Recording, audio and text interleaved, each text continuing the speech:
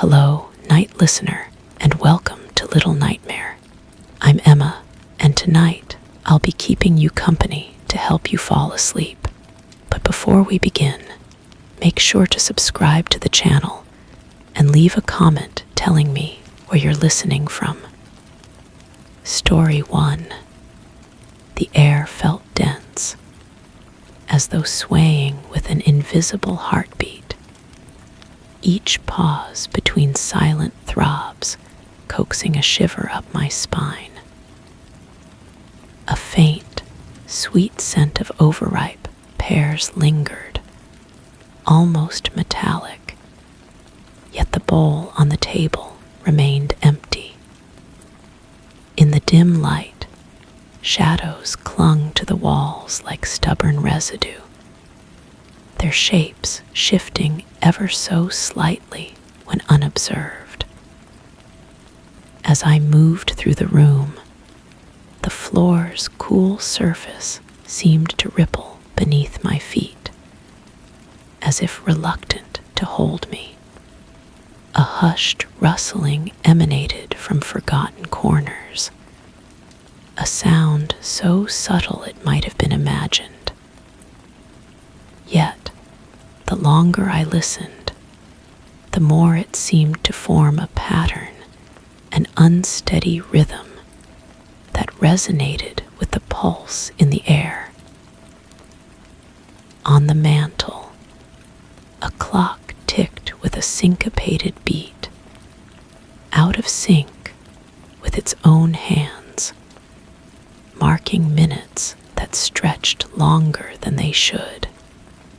Sweat prickled my palms, and a sharp draft whispered across my skin despite the stillness of the evening. An unseen presence swelled in the silence, contracting and expanding, urging me to search for what didn't belong yet was undeniably present. I pressed my fingertips against the empty bowl, feeling its ceramic surface warm despite the coolness that permeated everything else. The metallic sweetness grew stronger, coating the back of my throat like syrup.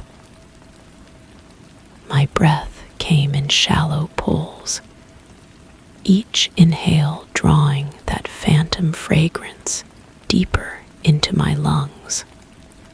The rustling shifted, not louder, but closer, as though whatever created it had noticed my attention and was responding in kind. I turned toward the sound, my bare feet finding purchase on floorboards that seemed to give slightly, like walking on skin stretched too tight over bone. In the corner where wall met wall, darkness pooled thicker than it should have been. The shadows there didn't follow the logic of the single lamp that cast its amber glow across the room. They curved inward, creating a hollow space that my eyes couldn't quite focus on. When I stared directly at it, the darkness appeared flat and ordinary. But in my peripheral vision, it breathed. The clock's irregular ticking pulled at my attention like fingers tugging at my sleeve.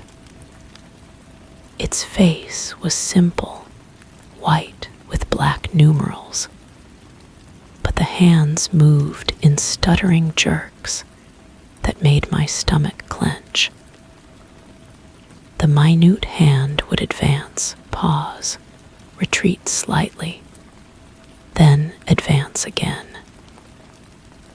The sound it made wasn't the clean tick-tock of proper machinery, but something wet and organic, like a tongue clicking against teeth. I approached the mantle, drawn by a need to understand what was wrong with the mechanism. The wood beneath my palms felt soft, almost spongy, as though moisture had been seeping into it for years. The clock's glass face reflected my image back at me, but the reflection seemed delayed, my movements echoing a heartbeat behind reality.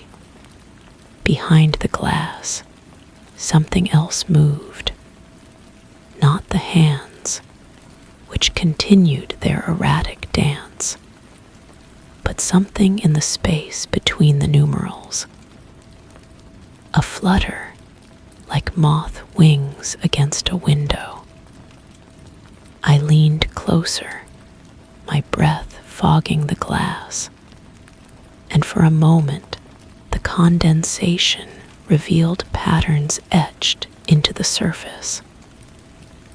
Spirals within spirals, too precise to be accidental, too organic to be manufactured.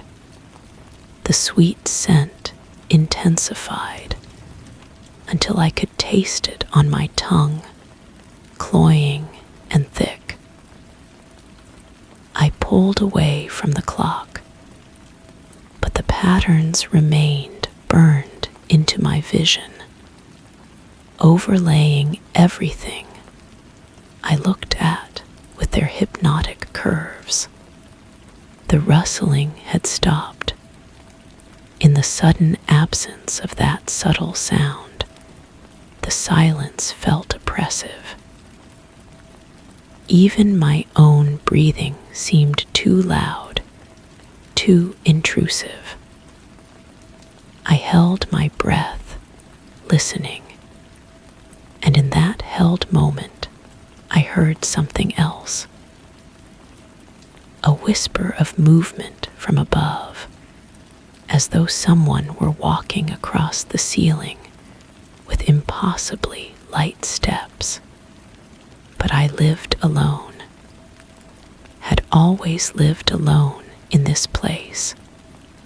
The thought struck me as strange even as I formed it. Had I always been alone here? The certainty felt hollow, like a word repeated until it loses all meaning. I tried to remember arriving, unpacking, making this space my own.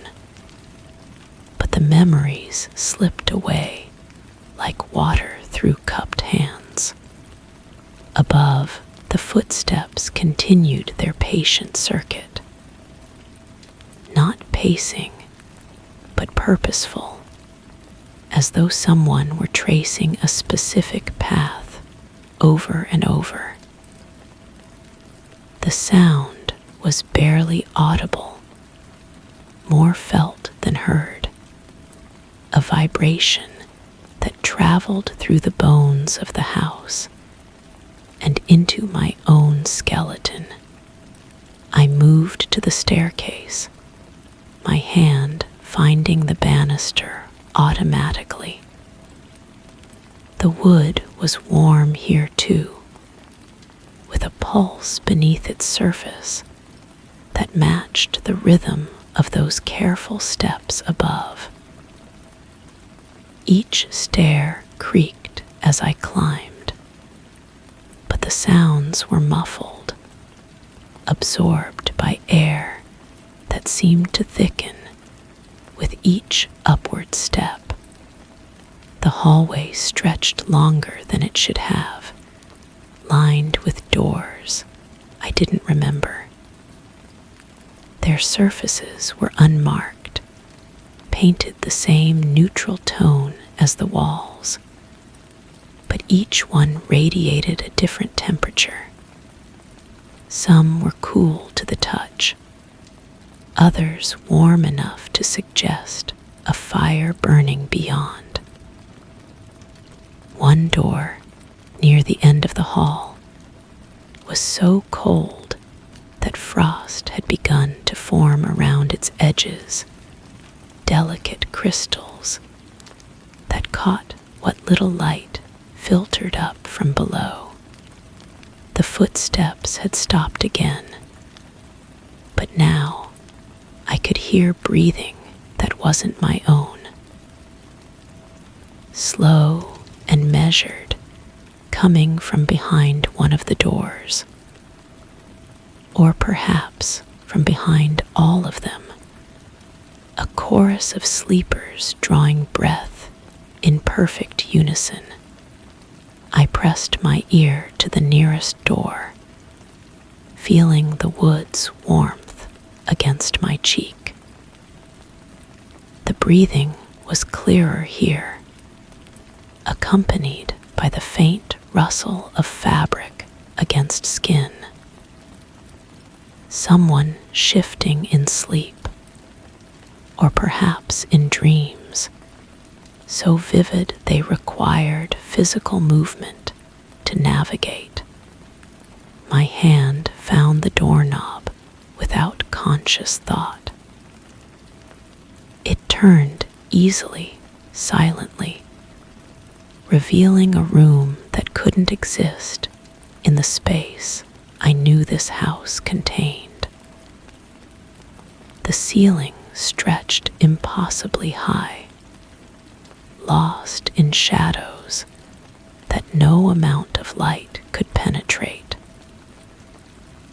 The walls curved away from me in all directions, creating a circular space that made my head spin to contemplate.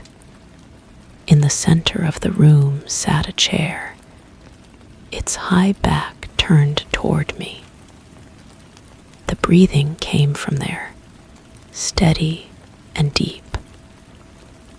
As I watched, a hand appeared over the chair's arm, fingers curled as though grasping something invisible. The skin was pale, almost translucent, with veins that pulsed in rhythm with that omnipresent heartbeat. I stepped into the room, feeling the door swing shut behind me with a soft click that seemed to come from very far away. The floor here wasn't wood, but something that yielded beneath my feet like moss or thick carpet, though it appeared to be neither. With each step, small indentations remained, marking my path in case I needed to find my way back. The chair began to turn, not quickly, but with the slow inevitability of a planet rotating. The breathing never changed its rhythm, but I could hear other sounds now. The whisper of fabric, the creak of old wood, and beneath it all, a humming so low I felt it in my chest rather than heard it with my ears. I wanted to leave, to turn and flee back through the door. But when I looked over my shoulder, the wall was unbroken, smooth and curved, without any sign that an entrance had ever existed. The indentations my feet had made were gone too, the floor pristine and unmarked. The chair completed its rotation. It was empty, but the breathing continued, and now I could see its source.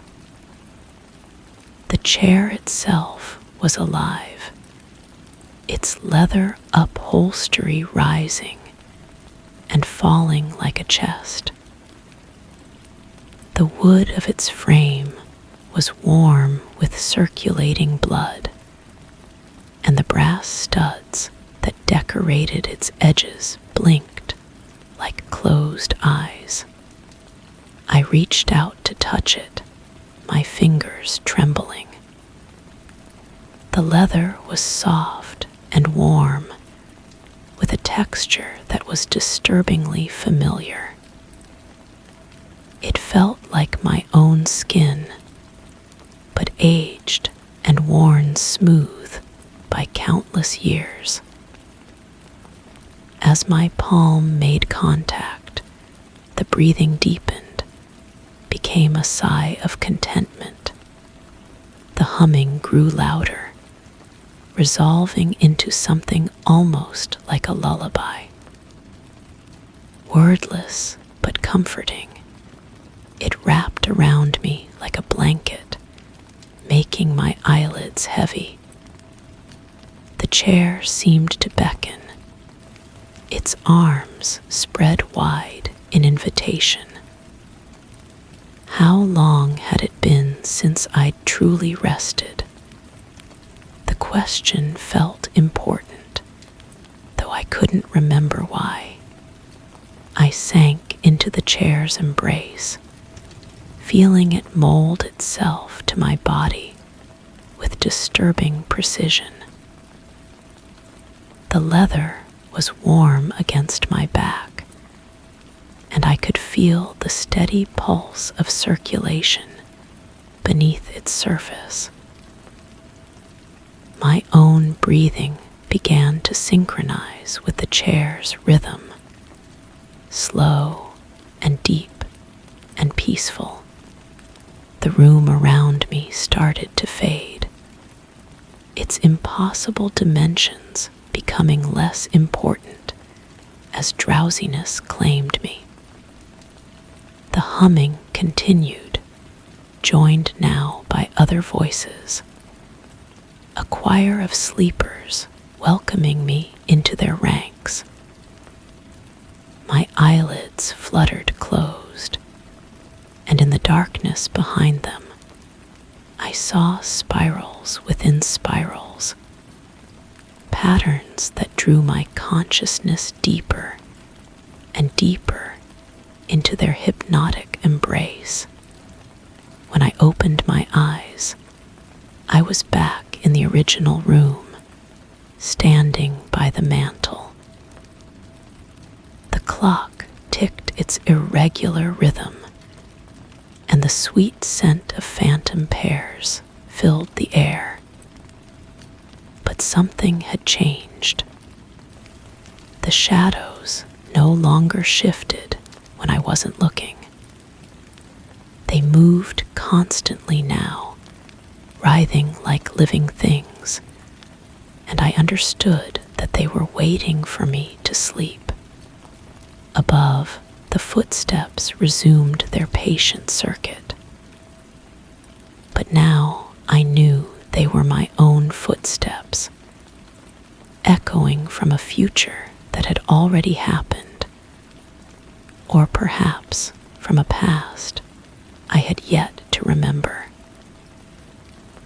The chair upstairs was empty again, breathing softly in its impossible room, ready for the next visitor who would mistake its invitation for rest. I tried to leave, but the door wouldn't open. Or perhaps there had never been a door at all. The walls breathed around me, and the floor pulsed with that familiar heartbeat, and I realized that I had become part of the pattern, another spiral in the endless design that decorated everything in this place. The sweet scent of overripe pears grew stronger, and I understood finally that it wasn't fruit I was smelling, but the perfume of dreams left too long in the dark. fermenting into something both beautiful and terrible. I was home now, in a house that existed in the spaces between sleeping and waking, and the chair upstairs was calling to me again, promising rest that would last forever. My feet began to carry me toward the stairs, though I hadn't decided to move. The breathing from above grew more welcoming, and I knew that this time, when I sat down, I wouldn't get up again. But that was fine. I was tired, so very tired, and the chair knew exactly how to hold me. The shadows danced, and the clock ticked its broken rhythm. And somewhere in the walls, other sleepers dreamed of the day they too had found their way home. Story 2. Personal observation, protocol, subject, self-assessment. Section 1. The hallway lay still in the early dusk, shadows elongating like fingers stretching through the fading light. My eyes landed on the grandfather clock, stately and unmoving, a sentinel of polished wood and cold brass. I often found a kind of comfort in its rhythmic ticking, a heartbeat for the old house. Today, though, something made me pause, a flicker caught in my peripheral vision. The delicate glass encasement shimmering, a whisper of motion, or perhaps an illusion of the fading sun. But no, there it was again, a momentary tremor, like the faintest ripple across glassy water. I leaned closer, the tick-tock slowing as if each second held its breath. And in that suspended silence, the clock's face seemed to blink. I am beginning this protocol as instructed by my supervisor. The purpose is to document any unusual perceptual experiences while maintaining residence in the subject dwelling. My mental state is stable. Cognitive functions appear normal. The environment presents no immediate concerns, though I note one minor anomaly, the aforementioned visual disturbance regarding the timepiece in the main corridor. This observation likely stems from fatigue or optical strain. I will continue monitoring. Section 2. The oscillation has returned. It manifests as a low-frequency hum, barely perceptible, emerging from no identifiable source.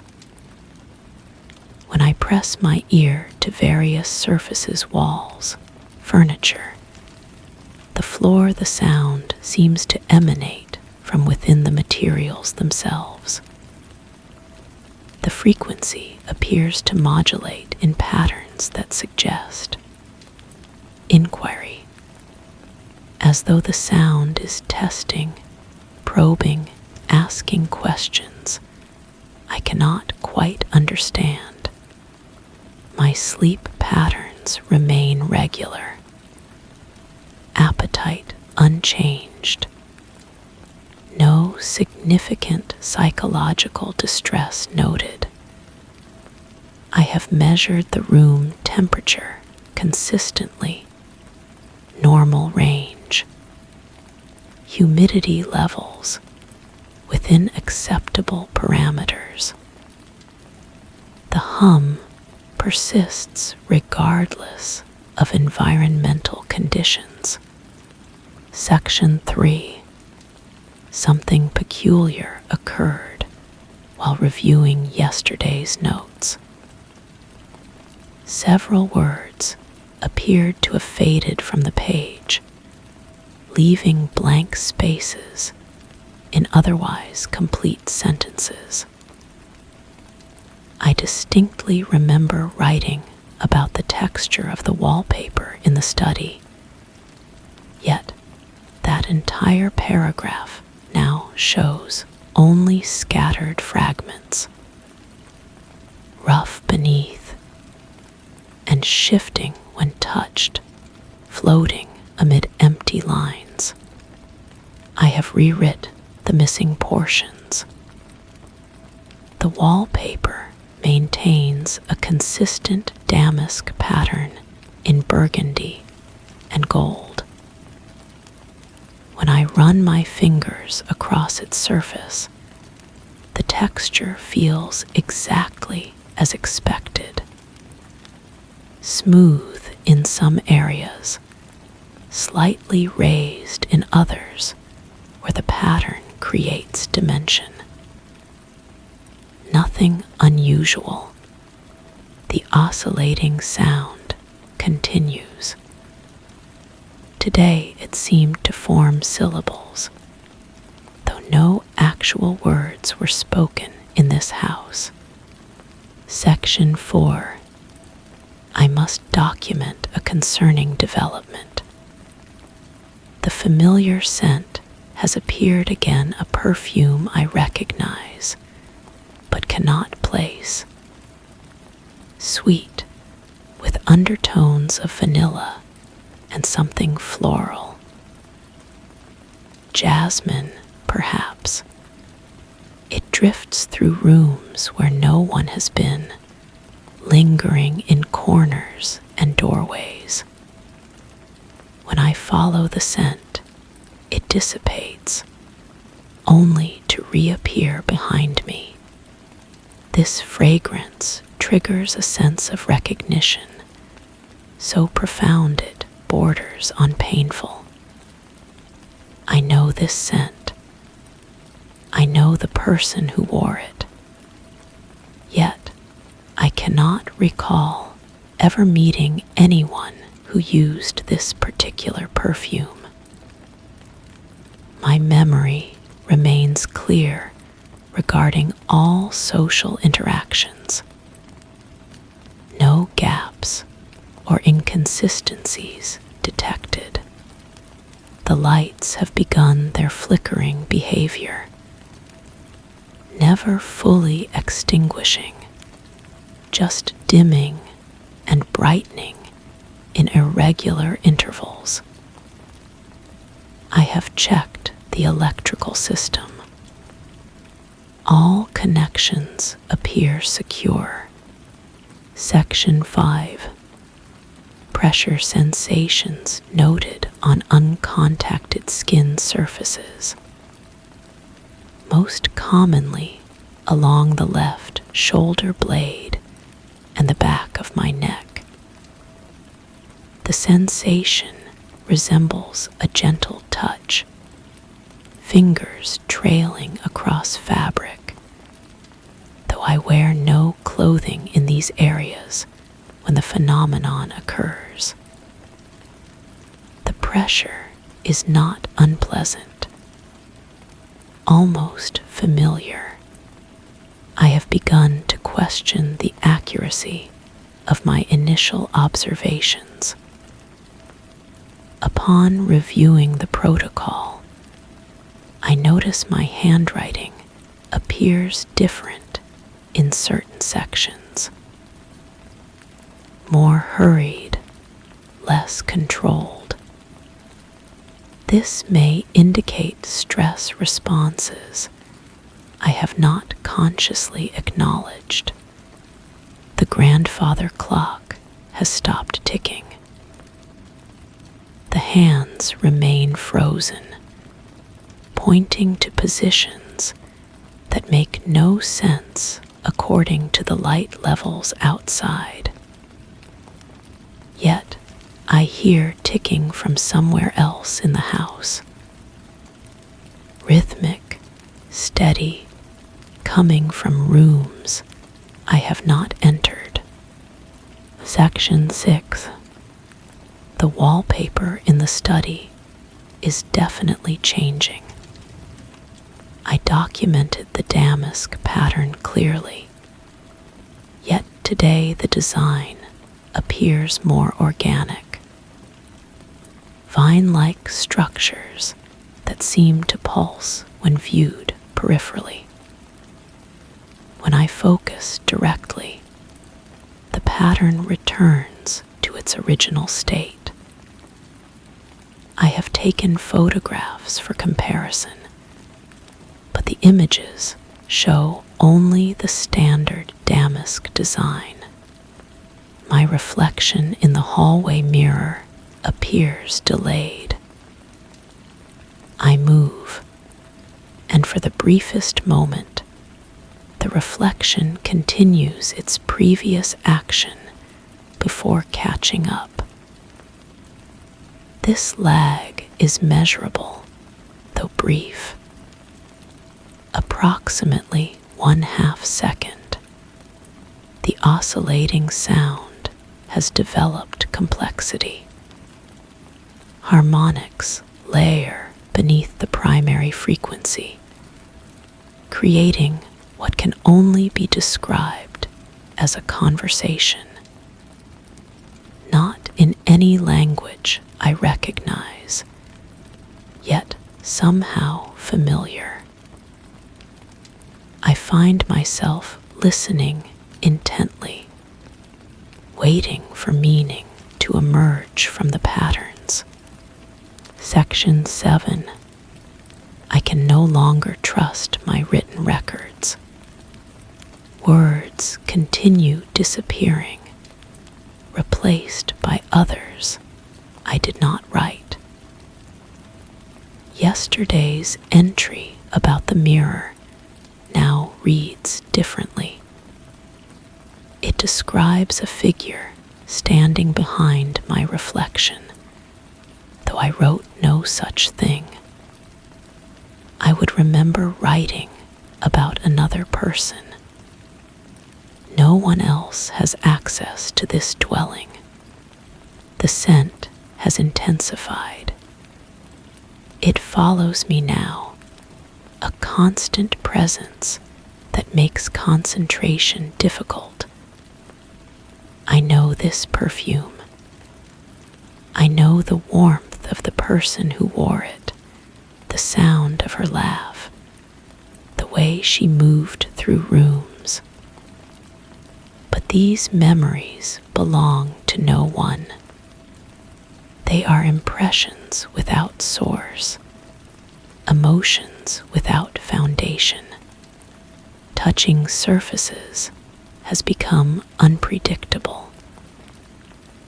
The wooden banister feels like silk one moment, rough bark the next. The brass doorknobs shift between warm and cold without regard to ambient temperature. My fingertips detect textures that my eyes cannot confirm. Section 8. Something is wrong with the protocol. The words keep changing when I am not looking. And I know I didn't write half of what's appearing on these pages. But it's my handwriting I can see that it's definitely my handwriting. But I don't remember forming these letters, don't remember thinking these thoughts. The oscillation is constant now. And it's definitely asking questions I can almost understand what it's saying, almost, but not quite like a word on the tip of your tongue that want come. And the scent is everywhere now. filling every breath. And I know her so well. But she doesn't exist, she never existed. But I can feel her presence in every room, can feel her watching me write these words, can feel her disappointment that I don't remember properly, that I can't piece together what happened here, what I am supposed to be documenting, why they sent me to this place, why the protocol exists at all, because this isn't a normal observation. This is something else entirely. And the lights are flickering faster now. And the grandfather clock is ticking again. But it's ticking backwards. And my reflection is moving independently. And the wallpaper is breathing. And none of this should be possible. But it's all happening, and I can't stop writing, can't stop documenting, even though I know something is terribly wrong with everything. Section 9. I have regained composure. The previous entry shows signs of psychological distress. I do not remember writing it, though the handwriting analysis confirms it is mine. This suggests a dissociative episode, possibly triggered by environmental stressors I have not properly identified. The house has grown quiet. The oscillations have ceased. The scent has faded. Even the light fixtures have stabilized. I should feel relieved, yet this sudden normalcy feels more disturbing than the anomalies themselves. I found additional pages in my protocol folder. Pages I did not write, in handwriting that resembles mine, but shows subtle differences. These pages describe events I have no memory of experiencing. They mention conversations with someone whose name appears as blank spaces in the text. They reference shared memories that feel real when I read them, but dissolve when I try to recall them independently. Section 10. The mirror showed her today, just for a moment, standing where my reflection should be. I recognized her immediately, though I have never seen her before.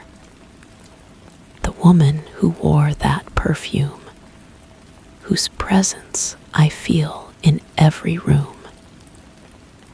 She looked directly at me with eyes full of sadness and something that might have been accusation. When I turned around, no one was there. When I looked back at the mirror, only my own reflection stared back, but it was wrong somehow. The face was mine, but the expression belonged to someone else.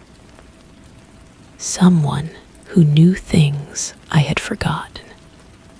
I am beginning to suspect this protocol serves a different purpose than originally stated. The questions are not about the house or its anomalies. They are about me, about what I have forgotten, about why I am here alone, documenting experiences that feel like memories trying to surface from depths I cannot reach. Section 11. She is writing with me now. I can feel her hand guiding mine, her thoughts mixing with my own. The perfume surrounds us both as we sit in the study, where the wallpaper breathes and the patterns tell stories. I am finally beginning to understand. I remember now. Fragments, pieces, glimpses of truth. This was our house. She lived here with me, moved through these rooms, touched these surfaces, left her scent in every corner. The grandfather clock marked our time together, its steady heartbeat counting moments I have somehow lost. But she is not here anymore. She cannot be here. Something happened, something I was meant to document, meant to remember, meant to understand through this protocol. The anomalies are not environmental disturbances.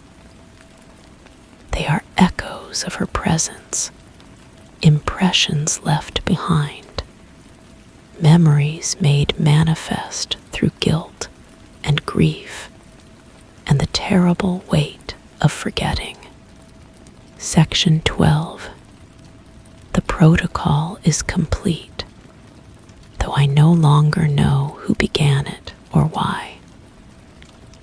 The observations have served their purpose, leading me back to truths I had buried so deeply I convinced myself they never existed.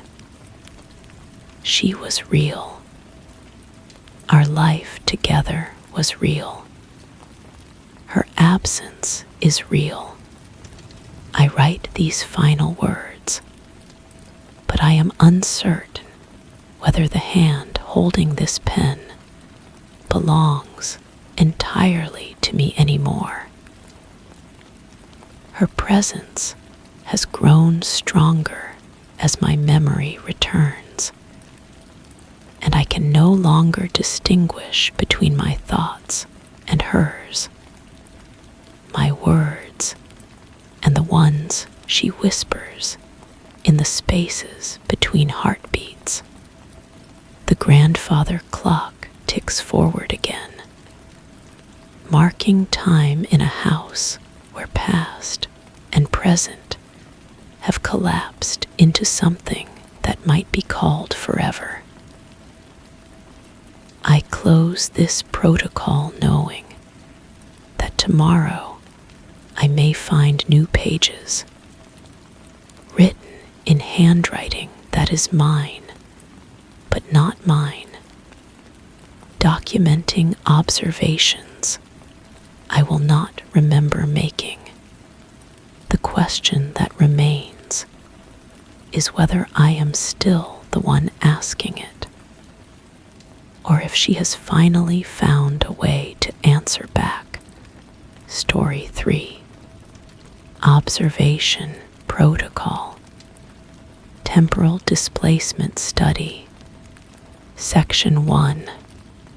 In the quietude of my living room, the centerpiece was an unassuming antique clock.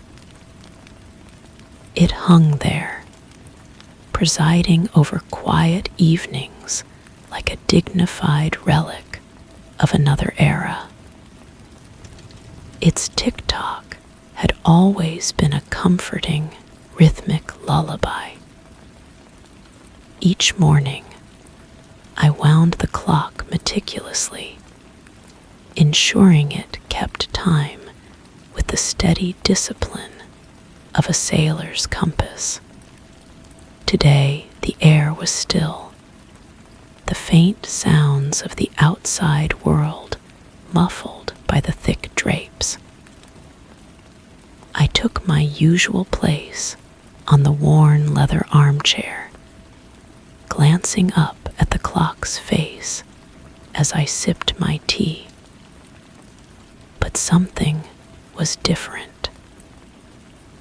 The familiar hands pointed accusingly to hours that hadn't yet passed. I checked my watch, then my phone. They aligned perfectly, synchronized in their whispering affirmations of the hour. Yet, the clock's hands remained stubbornly unmoved by these reassurances. It was as if the clock was keeping its own private time, the tick-tock slightly offbeat from its usual rhythm. Its face, subtly enigmatic, seemed to watch patiently, daring me to question the reality I had come to accept without trepidation. I have decided to document this temporal anomaly for scientific purposes. Initial observation suggests a mechanical malfunction, though the winding mechanism appears functional. The subject myself remains in stable mental condition. Baseline measurements indicate normal cognitive function. Section 2. The discrepancy has persisted for 3 winding cycles. The clock's hands now move in what I can only describe as deliberate contradiction to standard temporal flow. When I observe directly, they appear stationary. When I look away and return my attention, they have shifted to positions that suggest time has moved backward. The tick-tock sound has developed a subtle variation. Between the expected mechanical beats, there exists a softer sound almost like breathing, or perhaps the whisper of fabric against wood. I have checked the room thoroughly. No source identified. My teacup, when placed on the side table, leaves rings that fade within moments of lifting the cup. The wood appears to absorb the moisture more quickly than physics would suggest. This observation may be relevant to the temporal disturbance. Mental acuity remains sharp. No signs of fatigue or disorientation. Section 3. The soft sound between tick-tock beats has developed tonal qualities. If I concentrate, it resembles syllables, not quite words, but approaching linguistic structure. The rhythm suggests questioning inflection, as though the clock is attempting communication through its mechanical voice. I have noticed that certain objects in the room shift position when my attention is focused on the timepiece. The lamp has moved approximately 2 inches closer to my chair. The book I was reading yesterday now rests on a different shelf, spine facing inward. These movements occur only during periods of clock observation. The scent of lavender has appeared in the room. This is curious, as I possess no lavender-scented items. The fragrance is subtle but persistent, strongest near the clock itself. It carries an undertone of familiarity, as though connected to a memory I cannot quite access. Cognitive function continues within normal parameters. Section 4. The questioning sounds from the clock have become more distinct. They seem to inquire about my presence, my purpose, my understanding of time itself.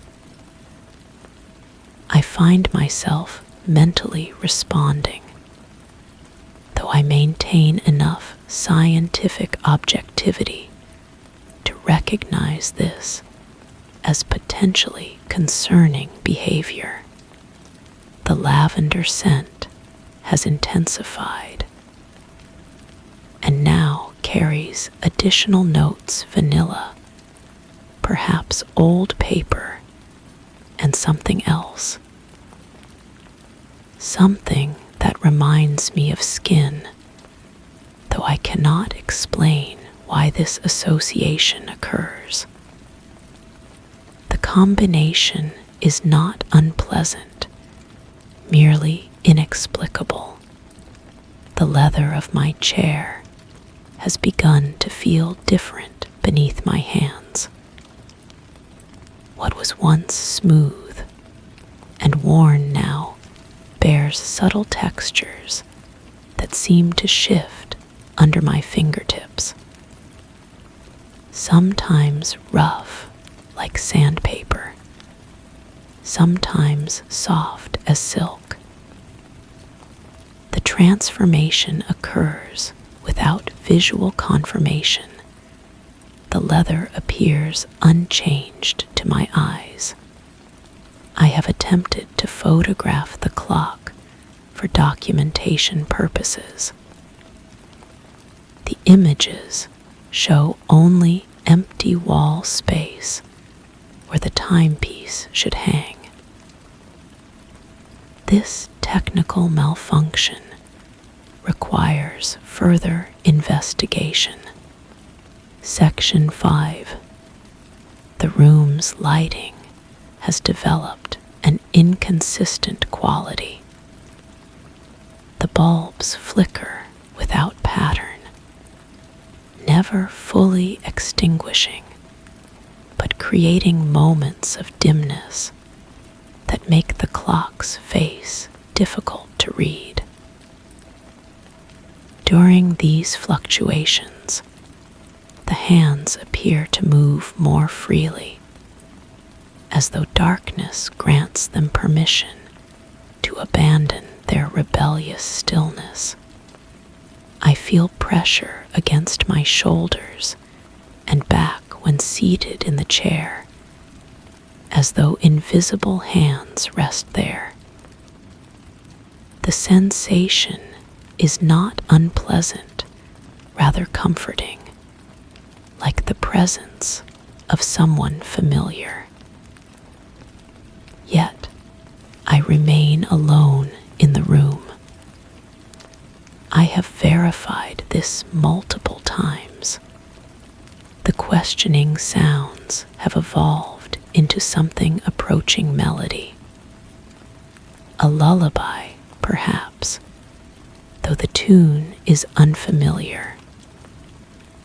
I catch myself humming along, which suggests my subconscious has learned the pattern. This indicates prolonged exposure effects that should be documented. My handwriting in these notes appears different when I review previous sections. The script seems more flowing, more feminine than my usual angular style.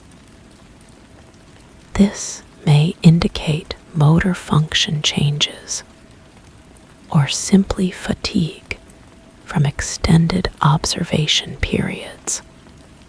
Section 6.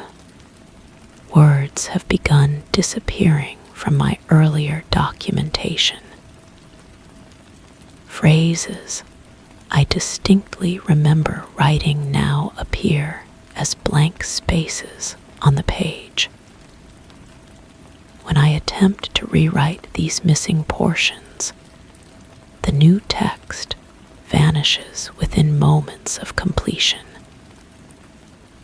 Only certain words remain stable, those describing the clock itself, the sounds, the scents. The lavender fragrance now pulses in rhythm with the clock's irregular beating.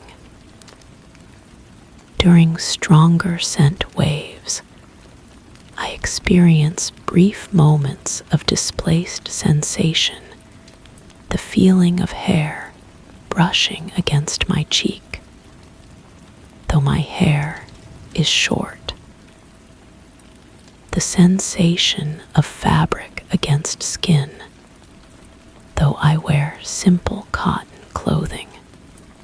I have begun to suspect that my documentation is being edited by an external force. This hypothesis lacks scientific foundation, yet the evidence supports no alternative explanation. The missing words follow patterns that suggest intentional censorship rather than random degradation. The pressure sensations have spread to my arms and hands as I write. It feels as though someone guides my pen, though my conscious mind directs the content.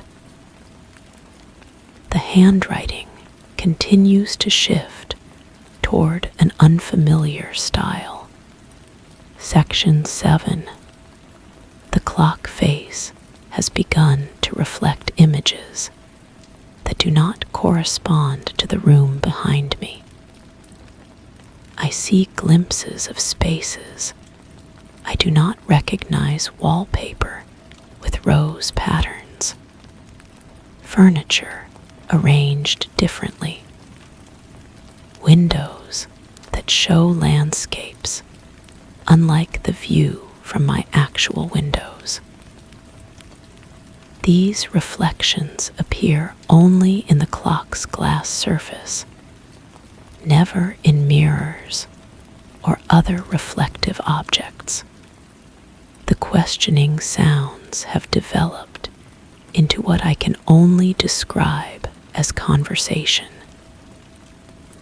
Though I cannot understand the words, the tonal patterns suggest dialogue, statement, response, agreement, gentle correction. I find myself nodding along, as though participating in discussions I cannot consciously comprehend. My tea has begun tasting different. The same blend I have consumed for years now carries flavors of honey and mint, neither of which I have added. The liquid itself appears unchanged, maintaining its familiar amber color and appropriate temperature. Only the taste has transformed. I suspect I am no longer conducting this study alone, though I cannot identify my collaborator. Section 8. The temporal displacement has accelerated. The clock now shows times that exist neither in past nor future impossible hours. Minutes that exceed 60. Seconds that stretch into infinity.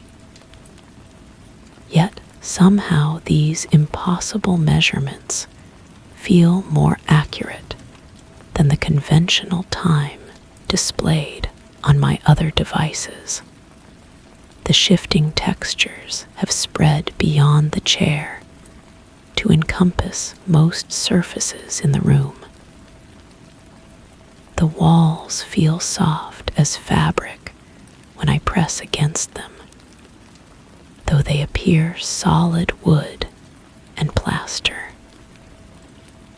The floor seems to yield slightly beneath my feet, as though I walk on thick carpet rather than hardwood. I can no longer distinguish between the scents that belong to my living space and those that have appeared during this observation period. Everything smells of lavender and vanilla, and that indescribable something that reminds me of comfort, of home, of being loved. These are not my associations, yet they feel more real than my actual memories. The handwriting in this section flows without conscious direction. I watch my hand move across the page, forming words I do not remember choosing. The script grows more elegant, more confident, as though remembering skills I never possessed. Section 9. I can no longer determine which thoughts originate from my own mind and which arise from external suggestion. The boundary between observer and observed has dissolved. I document changes in myself with the same clinical detachment previously reserved for environmental anomalies. The clock speaks clearly now, though not in words I recognize. The language sounds familiar, like childhood lullabies half remembered, like conversations overheard in dreams. I respond in the same unknown tongue, my voice carrying inflections that do not match my usual speech patterns. The room has transformed completely while maintaining its original appearance. I exist simultaneously in my living space and in somewhere else, a place of rose-patterned wallpaper and different furniture arrangements, where the windows show gardens I have never seen, but somehow know intimately. My reflection in the clock face shows someone I do not recognize, yet who feels more familiar than my own features. The face is softer, framed by longer hair, wearing expressions of contentment I rarely achieve. This other self writes these notes with growing confidence and joy. Section 10. The protocol has become something other than scientific documentation. I write now because the writing itself has become necessary, like breathing or heartbeat. The words flow from sources deeper than conscious thought, carrying truths I did not know I possessed. Time moves in spirals rather than straight lines. I experience moments from lives I have not lived, conversations with people I have never met but have always known. The clock shows not hours and minutes, but emotional states, relationship dynamics, the ebb and flow of love and loss and rediscovery. I am no longer certain which identity represents my true self, the observer who began this study, or the presence who has emerged through the documentation process. Both feel authentic. Both feel like coming home.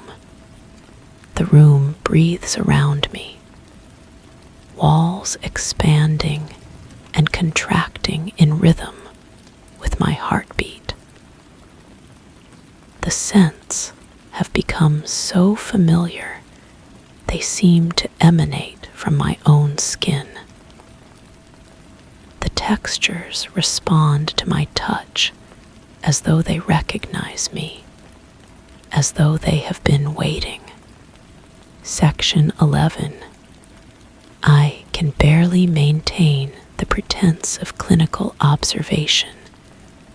The boundaries have dissolved completely between what was and what is becoming. The clock no longer marks time, but marks transformation, marks the slow, beautiful process of remembering who I was before I forgot myself.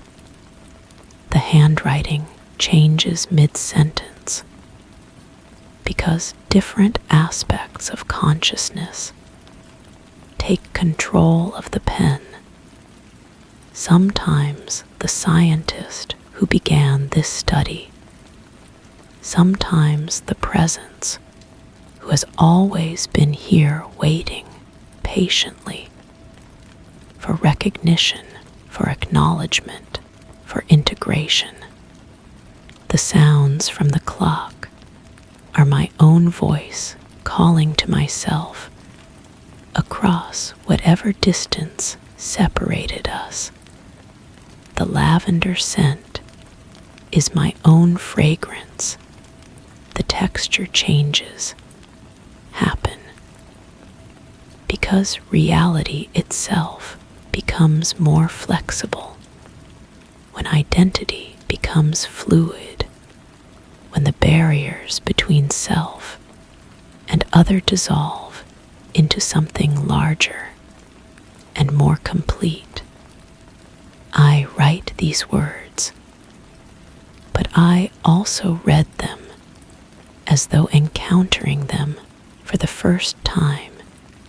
The documentation has become a conversation between versions of myself, a love letter written across impossible distances, a protocol for remembering what was never truly forgotten. Section 12. Final observations. Though nothing about this feels final, only transitional, only like the completion of a circle that was always meant to close this way. I no longer know who writes these words. The handwriting shifts between familiar and foreign. The thoughts arise from sources I cannot map. The clock has stopped questioning and begun welcoming. The sounds now resemble celebration, like quiet laughter, like the satisfied sigh of puzzle pieces finding their proper places. The room exists in multiple dimensions simultaneously. I sit in my leather chair while also resting in spaces that feel like childhood bedrooms, like grandmother's parlors, like places where I was loved completely and without reservation. All locations are equally real, equally present. I understand now that the temporal displacement was never about the clock keeping different time. It was about time keeping me, holding me in place until I could remember how to exist in multiple moments simultaneously, how to be both observer and observed, how to write and be written. The protocol continues, though I no longer direct it. The words appear on the page through agency I do not recognize as mine, yet cannot deny as foreign. Someone writes these final lines with my hand, using my voice, completing thoughts that began before I was aware of thinking them. I am no longer certain it was ever me writing, or if something else has been speaking through me from the beginning. Using this documentation as a way to slowly, gently, lovingly take control of the protocol. The clock ticks in perfect rhythm now, keeping time with my heartbeat, with my breathing, with the careful formation of these final words that feel less like ending and more like beginning. Story 4. The pages that turn themselves. The sound was almost imperceptible, a soft whisper of paper brushing against itself, yet it sent a chill creeping slowly down my spine. My fingers, poised midair, felt the rough edge of a page curl back without my touch. The book lay open on my lap, its words blurring as the pages continued their slow, deliberate dance. Each turn was met with a delicate crackle, a syncopated rhythm that seemed to match the erratic thump of my heart. I swallowed hard, my eyes darting to the margins, where faint ink lines unraveled into a tangled script, twisting into shapes that teased the edge of understanding.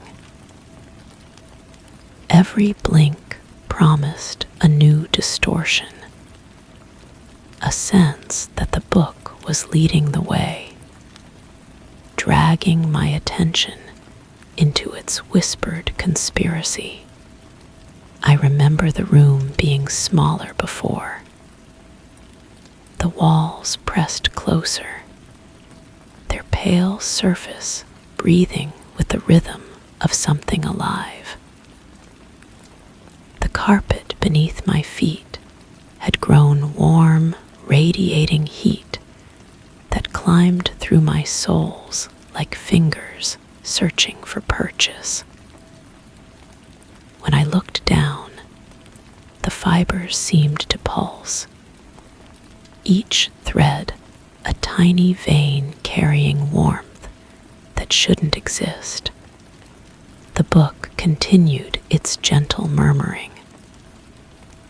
Page after page folded back with surgical precision, revealing words that shifted when I wasn't watching directly.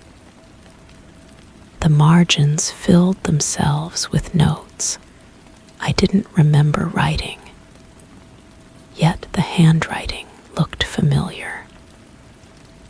Almost mine, but tilted at angles my wrist couldn't achieve. Something moved in my peripheral vision. Not moved exactly. Shifted. The air itself seemed to thicken near the corner where the reading lamp stood unplugged. Its cord coiled on the floor like a sleeping snake. Yet light emanated from its shade, casting shadows that bent in directions that defied the room's geometry. I tried to focus on the book's text, but the words swam together, forming new sentences that made perfect sense until I tried to read them again. The paper felt warm under my palms, almost feverish. Each page that turned released a scent I couldn't place, something between old leather and rain on hot asphalt. The floorboards creaked without footsteps. The sound came from directly behind my chair, a slow groan of wood settling under invisible weight. I didn't turn around, couldn't turn around. The book demanded my attention, its pages now turning faster, creating a wind that stirred my hair. My pen appeared in my hand without memory of reaching for it. The tip touched paper, a notebook I didn't remember opening. Words flowed across the page in handwriting that looked almost like mine, but felt foreign under my fingers. The ink seemed to move of its own accord, forming letters that spelled thoughts I wasn't thinking. The room's temperature shifted. Cool air brushed against my neck, while my feet remained warm against the carpet. The sensation traveled up my spine like water, pooling at the base of my skull, where thoughts began to feel less solid, more permeable. I wrote, "The book knows I'm watching." When I looked back at the page, the sentence read, "The book knows you're watching."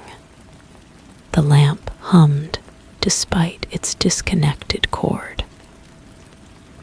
The sound vibrated through the floorboards, up through the chair legs, into my bones.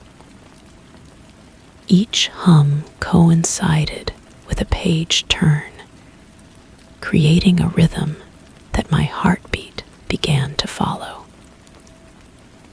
The synchronization felt natural, as if my pulse had always matched this phantom electrical current. My reflection appeared in the window glass, but the image moved independently. It turned pages while I held my pen. It smiled while I frowned. The disconnect created a vertigo that made the room tilt, walls sliding past each other like puzzle pieces rearranging themselves. The notebook filled with observations I didn't remember making. Descriptions of sounds that occurred only when I looked away. Details about the way shadows pooled in corners that shouldn't exist in this rectangular room. Notes about the smell of copper that intensified whenever I tried to remember how I'd arrived here. The book's pages grew thinner, more translucent.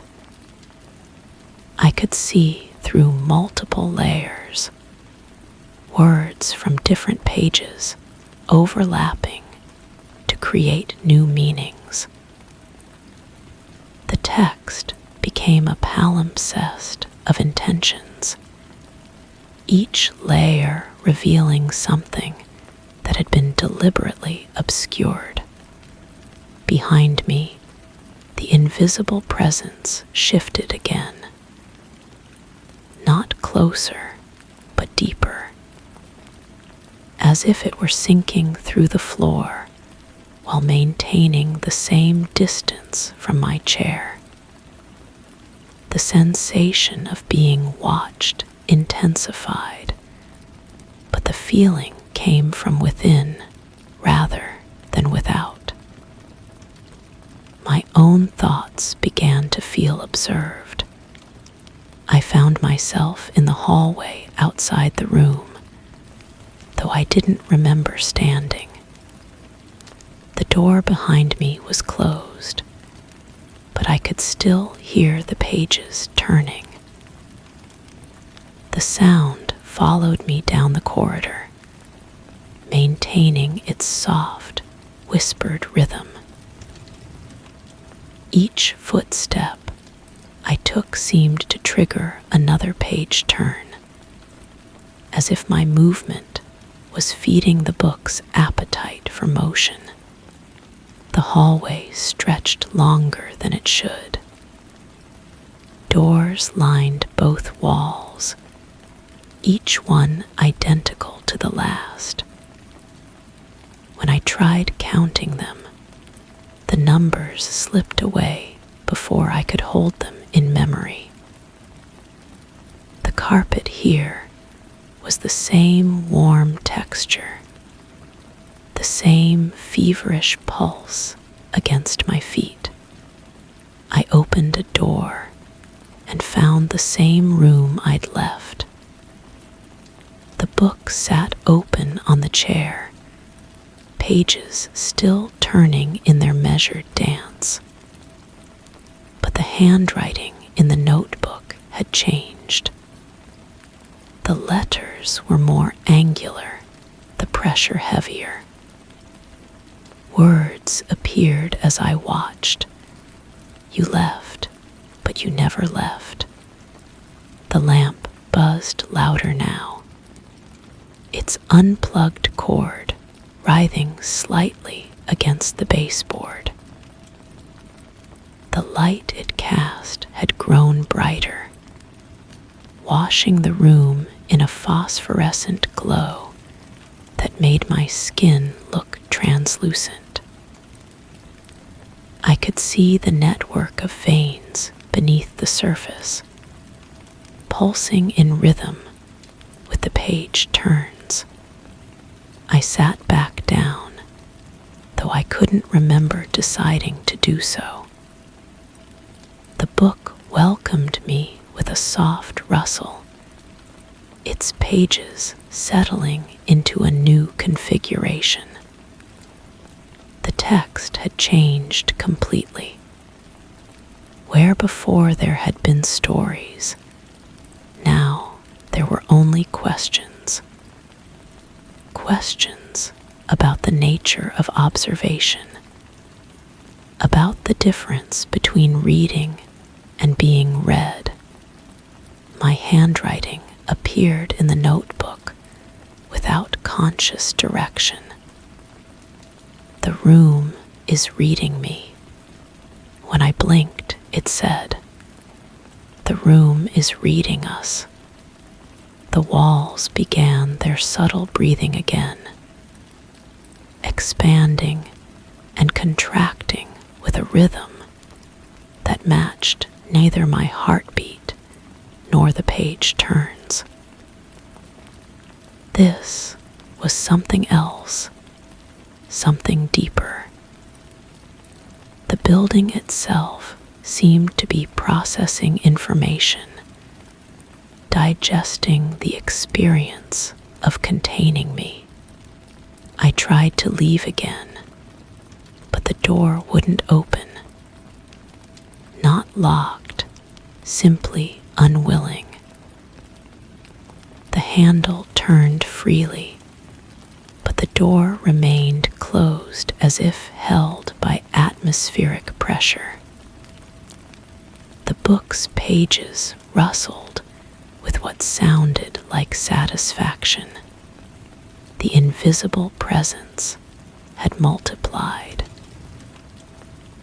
Now, there were several somethings sharing the space behind my consciousness, crowding into the corners of my awareness.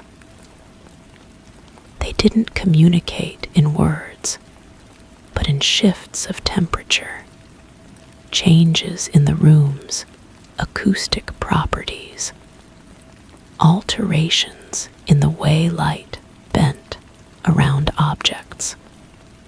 My reflection in the window had grown more independent. It was reading a different book now, one with pages that turned in the opposite direction. When our eyes met through the glass, I felt a jolt of recognition that made no sense.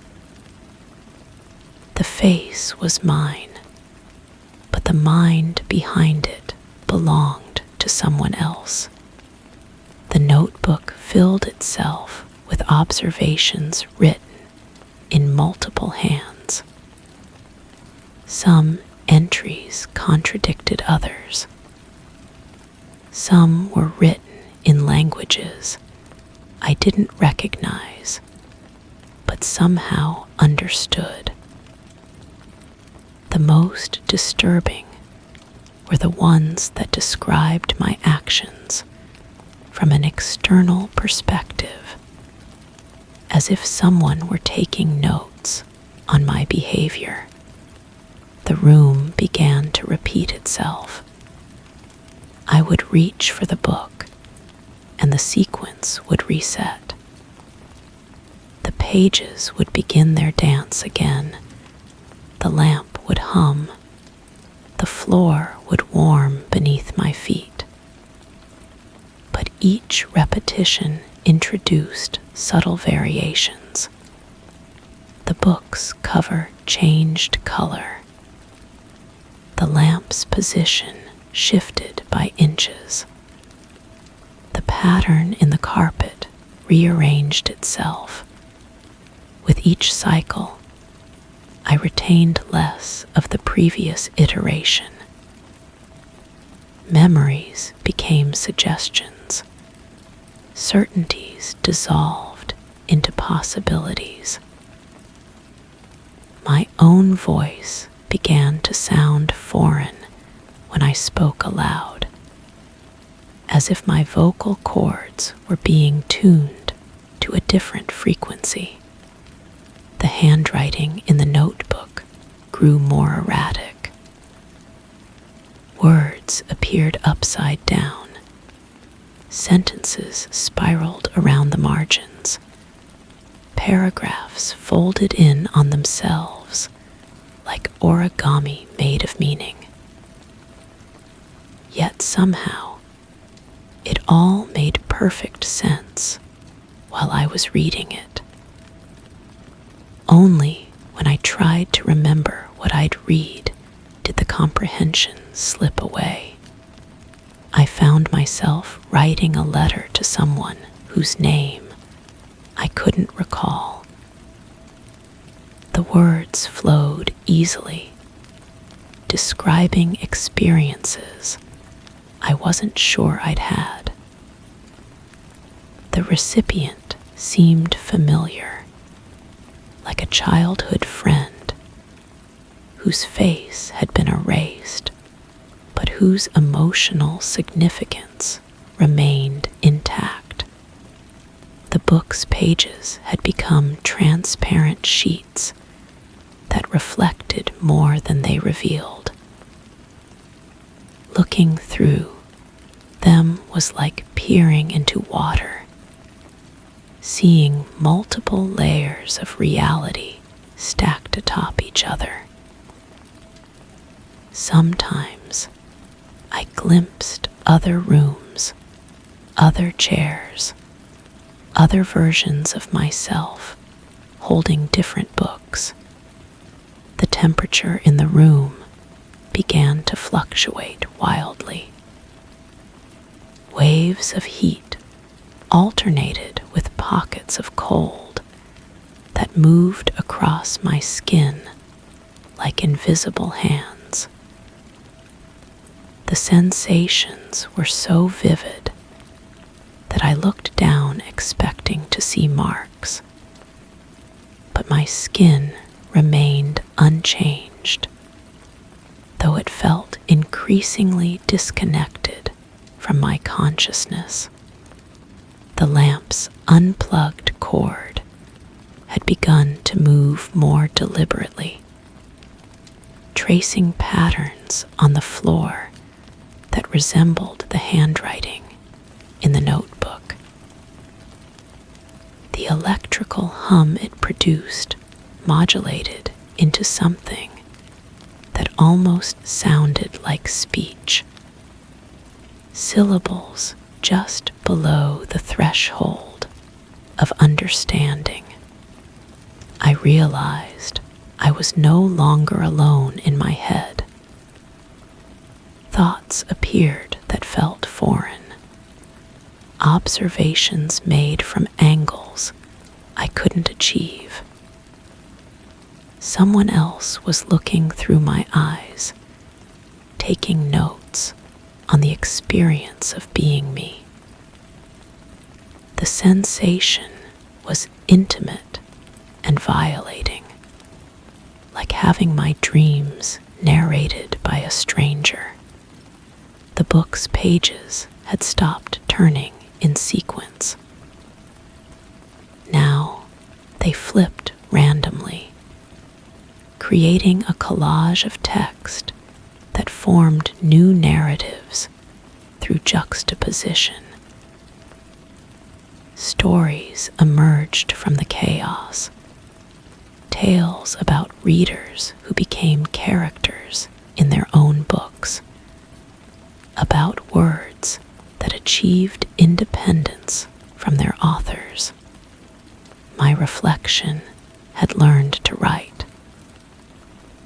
I watched it fill pages with text that appeared simultaneously in my notebook, though I wasn't moving my hand.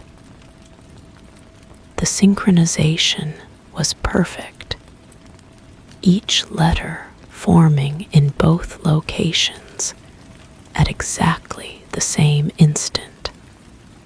The room's dimensions had become negotiable.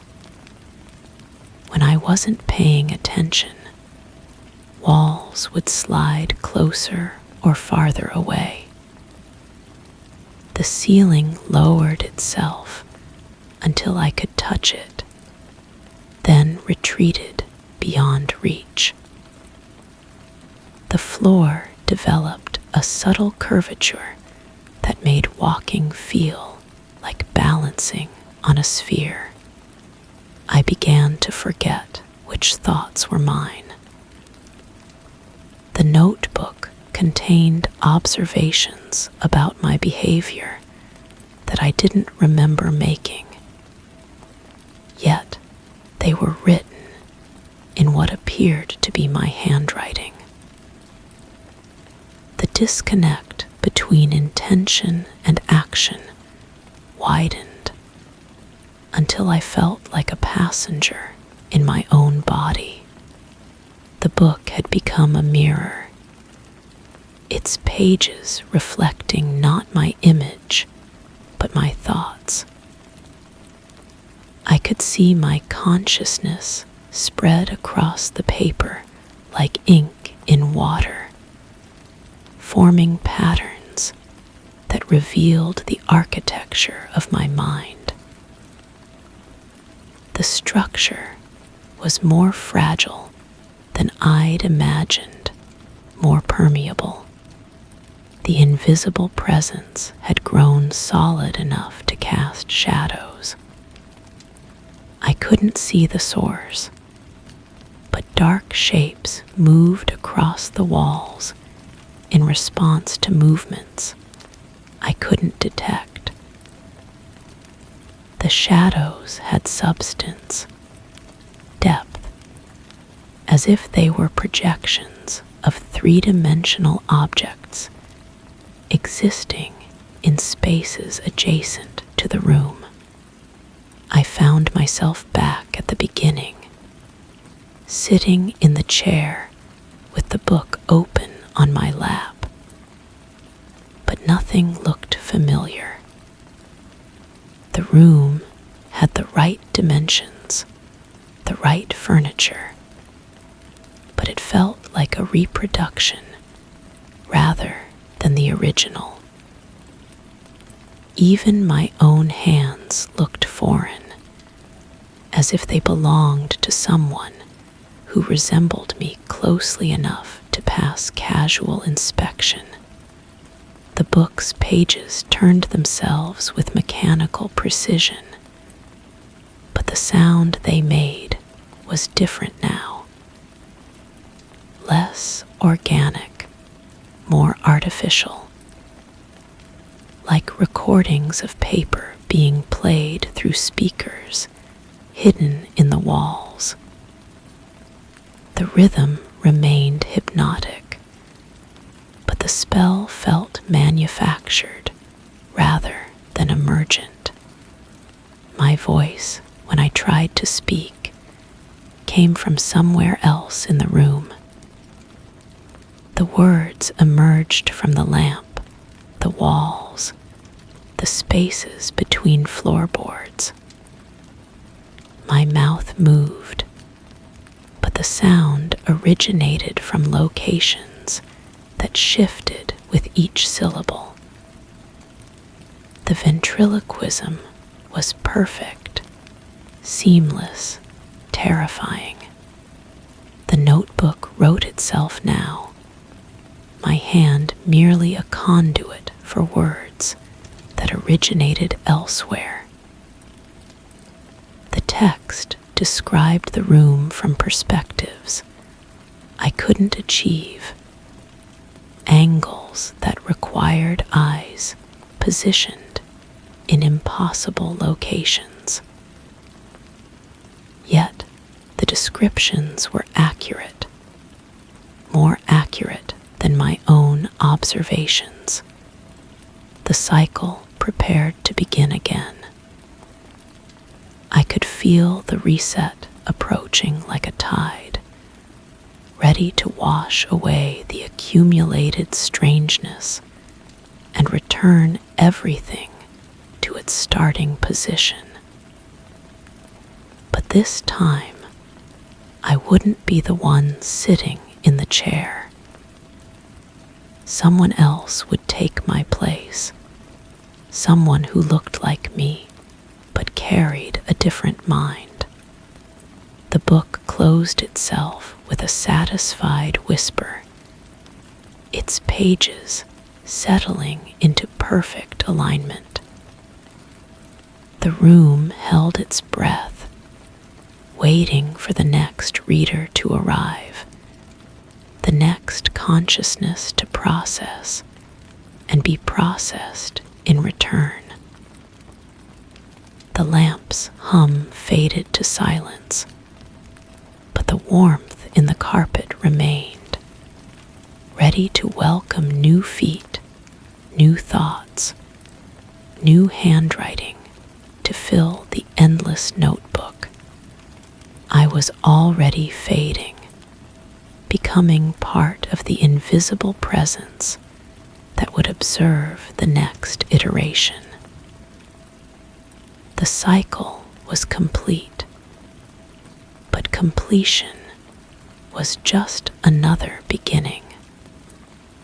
Another page waiting to turn itself in the endless book of borrowed minds. Story 5.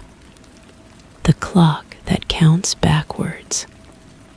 The living room was a refuge of quietude, filled with the gentle hum of a distant refrigerator and the occasional creak of settling wood. My grandfather's old mantel clock stood at the room's heart, its brass hands gleaming under the soft glow of the overhead light. Each tick was a metronome to my morning routine, a soothing rhythm that had always guided my steps.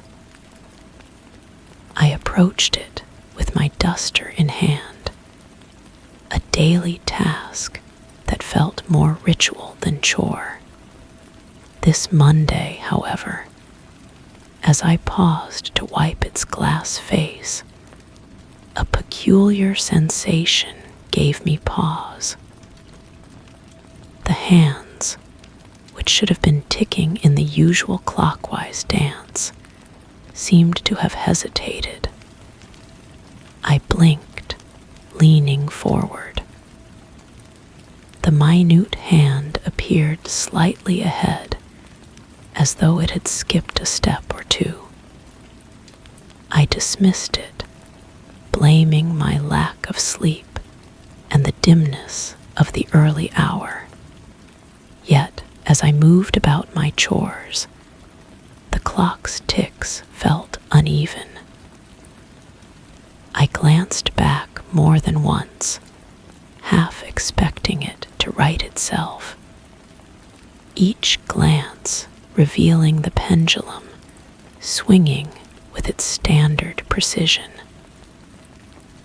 Still, unease nestled in the back of my mind, as if the clock was considering the passage of time differently, reordering the minutes for reasons only it knew. I remember a room, or perhaps I imagine it. The walls breathe with a rhythm that matches my pulse, expanding and contracting like lungs made of plaster and paint. Was this my childhood bedroom? The wallpaper bears roses that seem to turn their heads when I'm not watching directly. I reach toward one, and my fingers meet warmth instead of paper.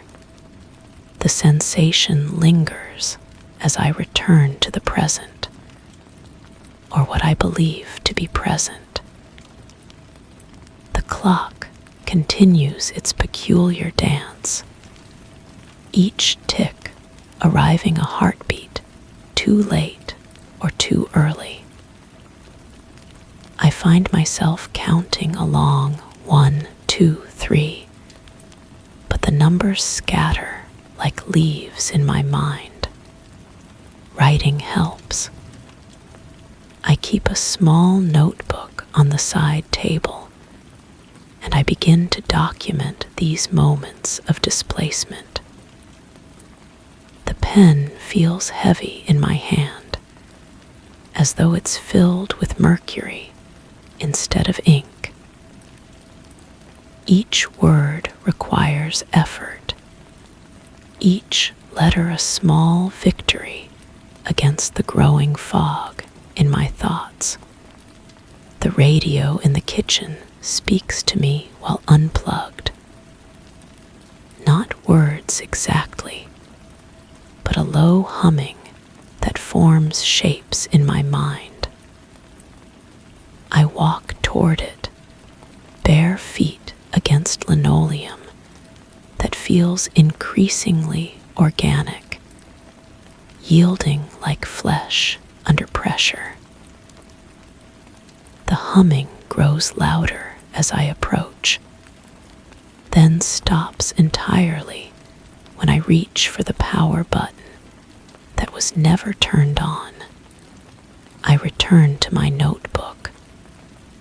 The words I wrote earlier have changed. Where I had written, "The clock seems wrong," now reads, "The clock sees everything."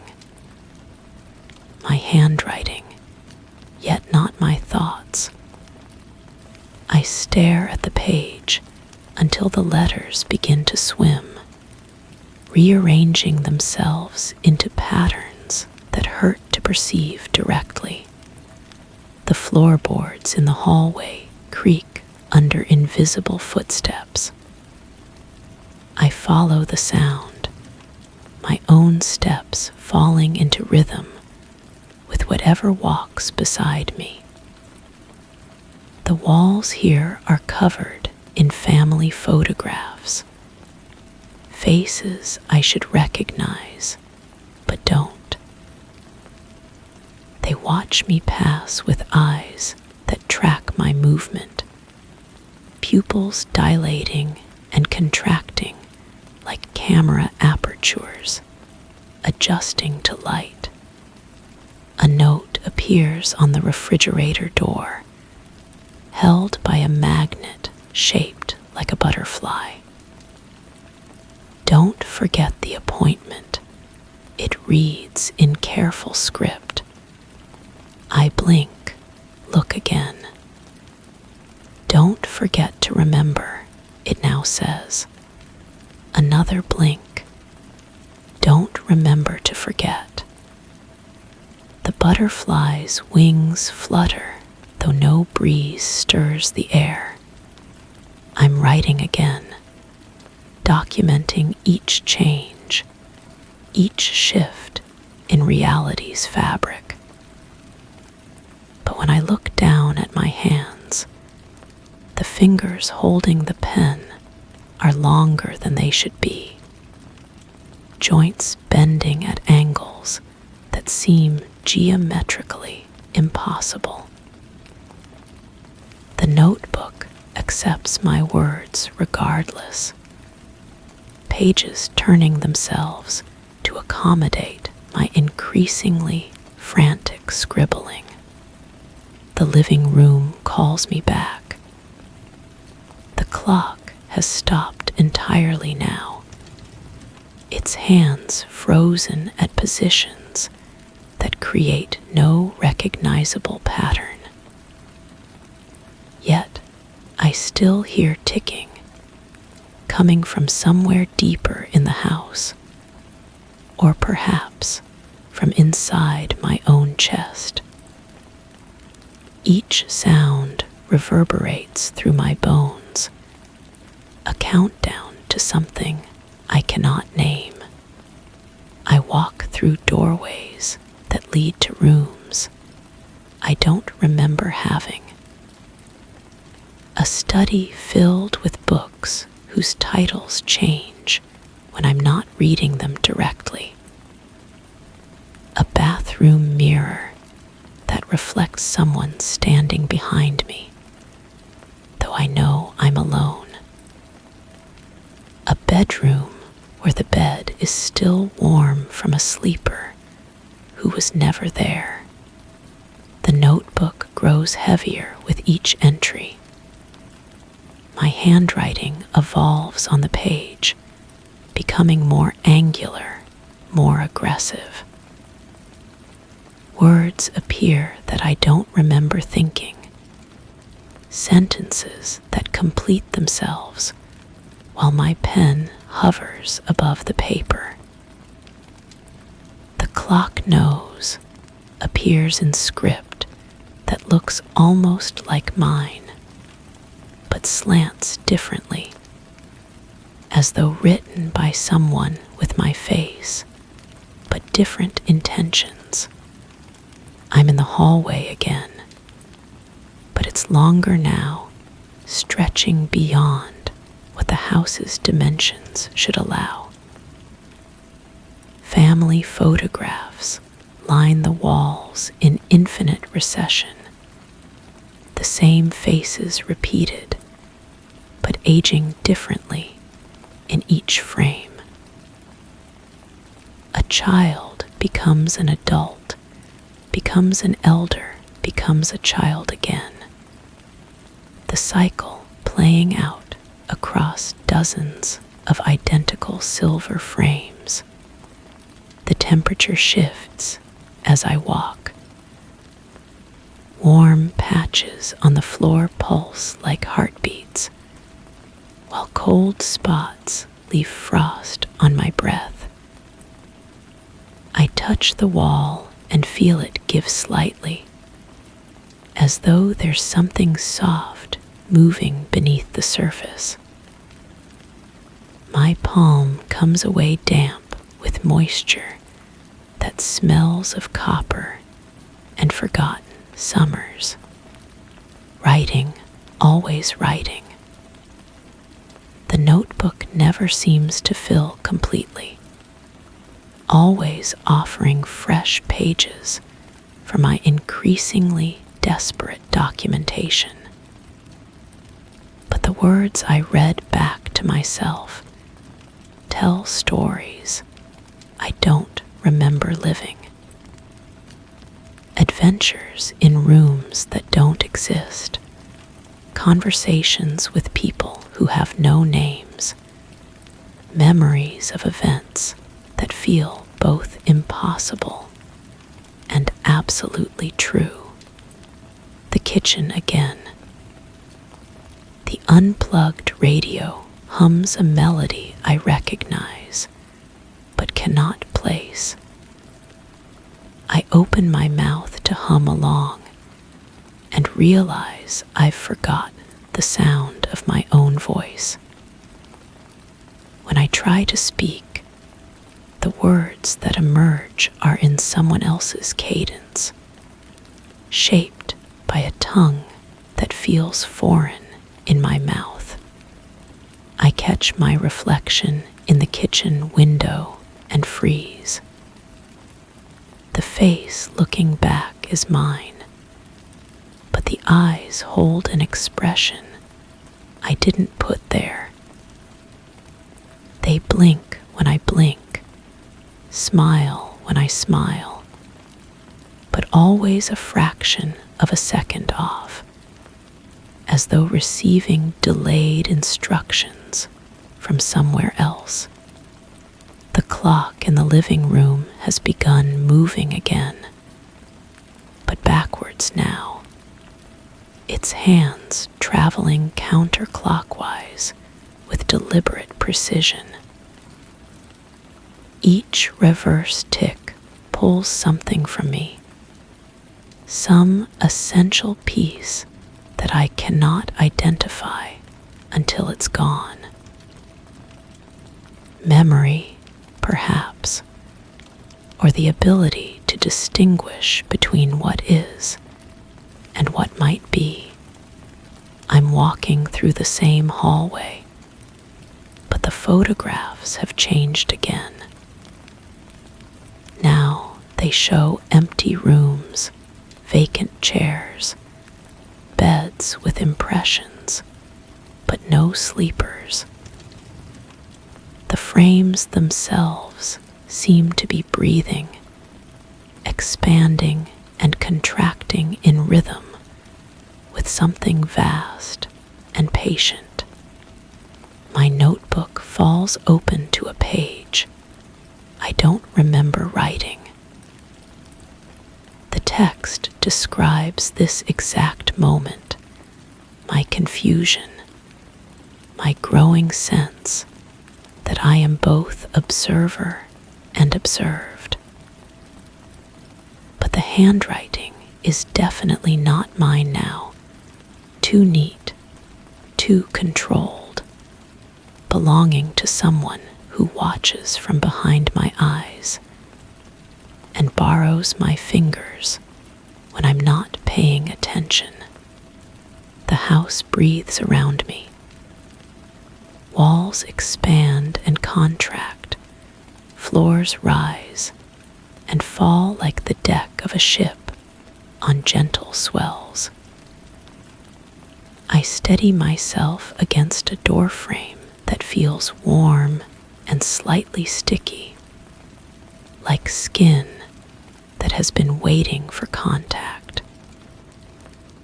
Through the doorway lies a room I recognize, but have never entered, furnished with memories that belong to someone else. I write about the room, describing furniture I've never seen, carpets I've never walked on, windows that look out onto landscapes that exist nowhere in the world I thought I knew. My pen moves of its own accord now, guided by knowledge that seeps into my consciousness like water through cracked stone.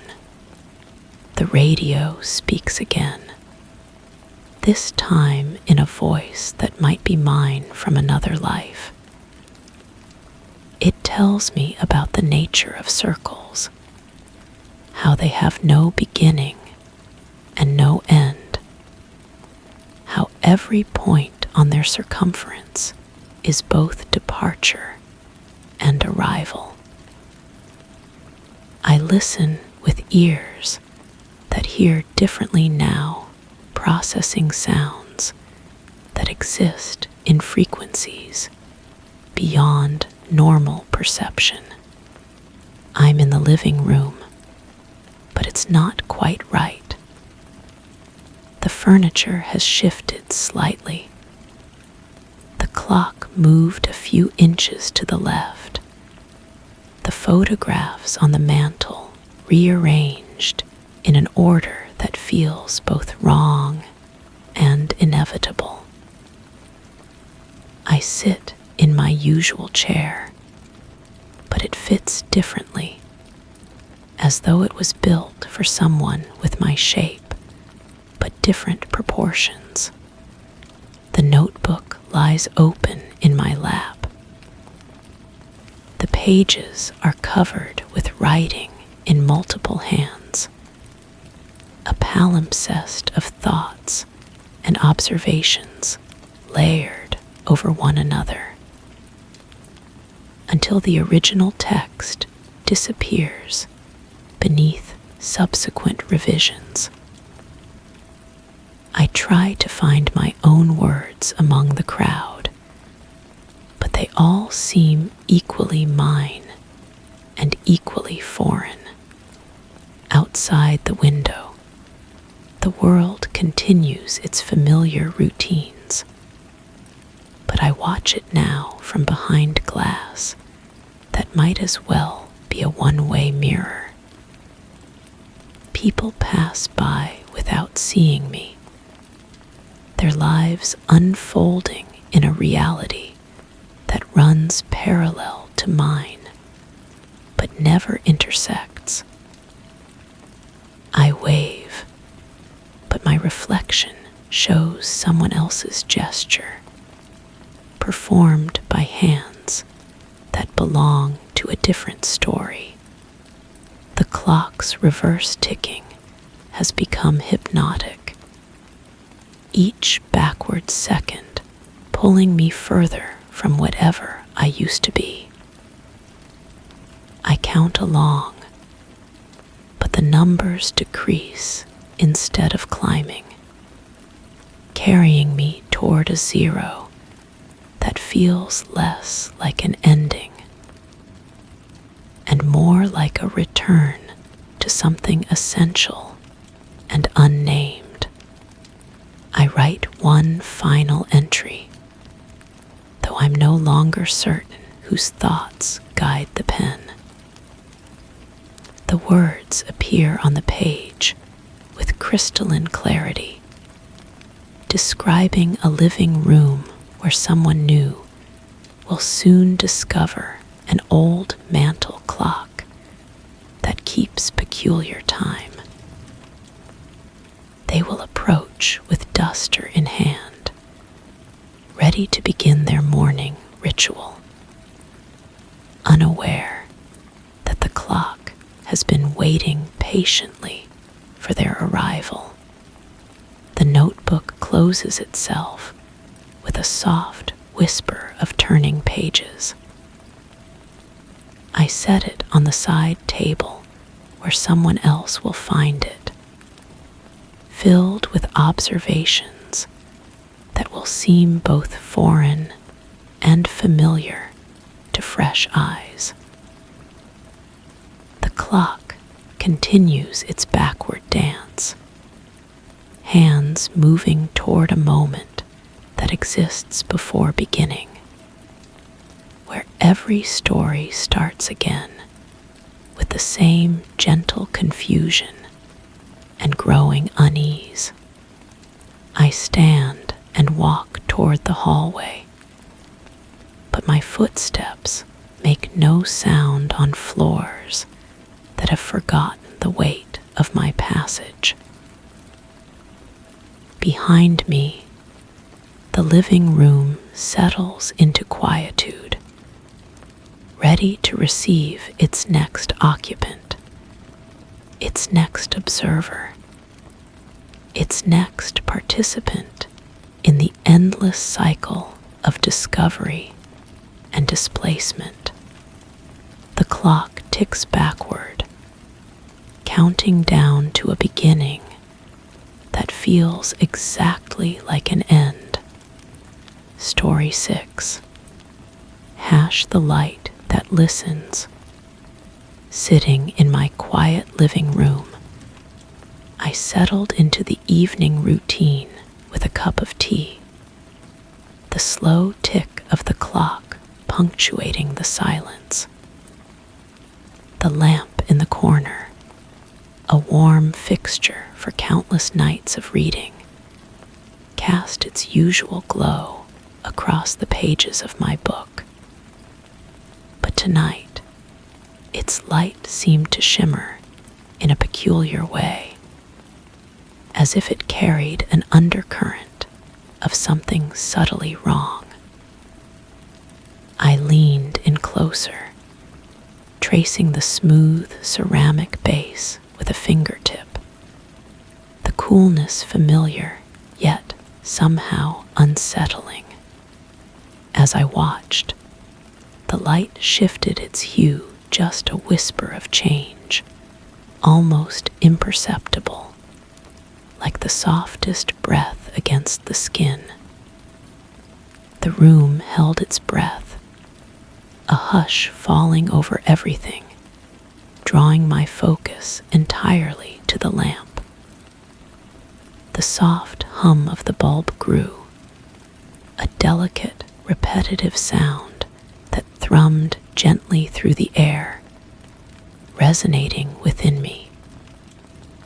I found myself waiting, transfixed, as if the light was listening, recording each moment I stood there, every silent second stretching into the next. My hand, still pressed against the ceramic, felt distant somehow.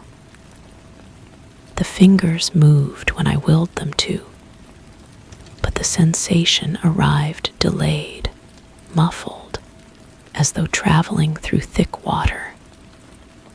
I flexed them slowly, watching the pale skin stretch and contract. The veins beneath appeared darker than usual, threading purple-black patterns that seemed to pulse with their own rhythm. When I breathed, the air felt heavier, coating my throat with an unfamiliar thickness that made each swallow deliberate and strange.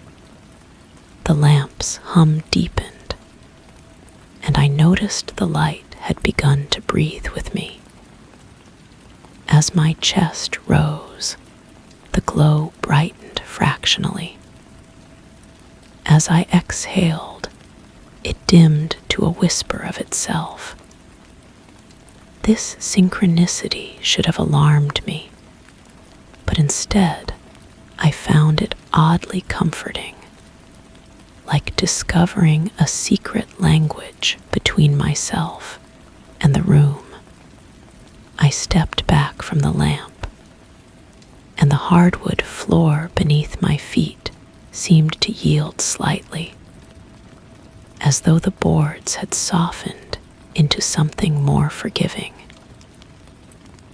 Each footfall produced a muted sound that lingered longer than it should, echoing through the floorboards and up through my bones. The sensation was not unpleasant, merely different, like walking on a surface that remembered every step ever taken upon it. The walls around me appeared unchanged at first glance, but as I moved through the space, I caught glimpses of subtle shifts in my peripheral vision. The corner where two walls met would seem to curve inward slightly, then snap back to its proper angle when I turned to look directly. The wallpaper, a simple pattern I had chosen myself, began to reveal details I had never noticed before.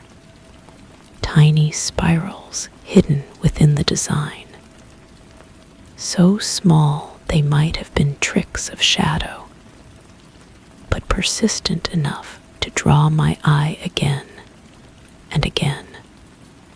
My voice, when I hummed softly to test it, came out wrong. Not dramatically so, but with a timbre that felt borrowed from someone else's throat. The sound seemed to originate from a place deeper than my chest, resonating in cavities I didn't remember having. I touched my neck, feeling the vibrations travel through unfamiliar hollows beneath the skin. The tea in my cup had grown cold, but when I lifted it to my lips, the liquid tasted of memories that weren't mine. Salt air and old roses, the metallic tang of fear, the sweetness of a first kiss under streetlights in a town I had never visited. Each sip brought new flavors, new moments that felt vivid and true despite their impossibility. I set the cup down and watched the surface of the tea ripple in perfect concentric circles, though my hand had been steady. The ripples continued long after they should have stilled, and in their movement I saw faces I didn't recognize, but somehow knew. A woman with silver hair who smiled sadly. A child with eyes too old for their face. A man whose features shifted between familiar and foreign with each passing wave. The book I had been reading lay open on the table, but the words on the page were not the ones I remembered. The story had changed, becoming something more personal, more intimate. It spoke of rooms that breathed with their occupants, of lights that recorded secrets, of people who slowly became someone else without noticing the transformation, until it was far too late. I tried to remember what book I had been reading originally, but the memory slipped away like water through cupped hands.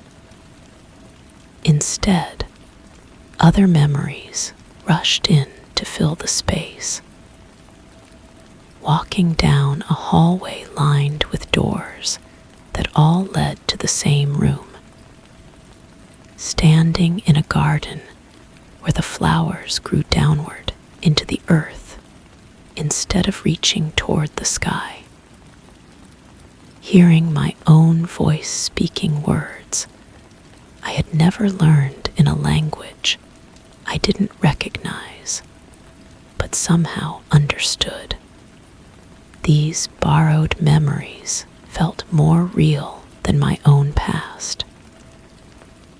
When I reached for recollections of childhood, of family, of the life that had led me to this room, I found only vague impressions, like trying to recall a dream upon waking.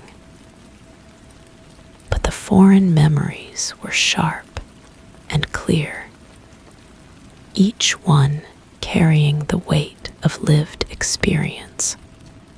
I began to write these memories down, thinking perhaps that recording them would help me understand their origin. But as my pen moved across the paper, I realized the handwriting was not my own. The letters formed themselves in elegant loops and careful angles that belonged to someone else's education, someone else's careful practice. Yet my hand moved with confidence, as though it had written these words thousands of times before. The notebook I wrote in was one I didn't remember buying. Its pages were filled with entries in the same unfamiliar handwriting, documenting experiences I had never had. Conversations with people whose names meant nothing to me, but whose voices I could hear perfectly in my mind. Descriptions of places I had never been, but could navigate with my eyes closed. As I read these entries, I began to hear sounds that corresponded to the written words. Footsteps in empty rooms above me, though I lived in a single-story house. The distant sound of a piano playing a melody that made my chest ache with longing for something I couldn't name. Whispered conversations in the walls themselves, too quiet to understand, but urgent enough to demand my attention. The lamp continued its gentle breathing, and I found myself matching my own rhythm to its pulse. In this synchronized state, the room revealed more of its secrets. The air itself became visible in certain angles of light, moving in slow currents that carried scents and sounds from elsewhere. The furniture seemed to shift position when I wasn't looking directly at it, not dramatically, but enough to create a sense of constant, subtle movement. My reflection in the darkened window looked wrong. Not obviously so, but wrong in ways that accumulated like small cuts. The angle of my shoulders, the way my hair fell, the expression on my face, all slightly off, as though I were looking at a photograph of someone who resembled me, but wasn't quite me. When I moved, the reflection followed a fraction of a second too late, and sometimes seemed to move independently, turning its head when mine was still, blinking when my eyes remained open. I avoided looking at mirrors after that, but reflective surfaces were everywhere. The surface of my cold tea, the glass front of a picture frame, the polished wood of the table, all showed me versions of myself that felt increasingly foreign. Each reflection was subtly different from the others, as though I were fragmenting, becoming multiple people occupying the same space. The borrowed memories grew stronger and more frequent. I remembered learning to walk in a house with blue walls and creaking stairs. I remembered the taste of birthday cake that was too sweet and made my teeth ache. I remembered falling asleep to the sound of rain on a tin roof, though I had never lived in a house with such a roof.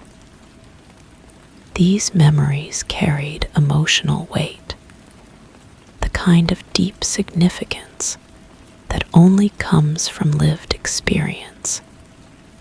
Yet I knew with certainty they were not mine. Or were they?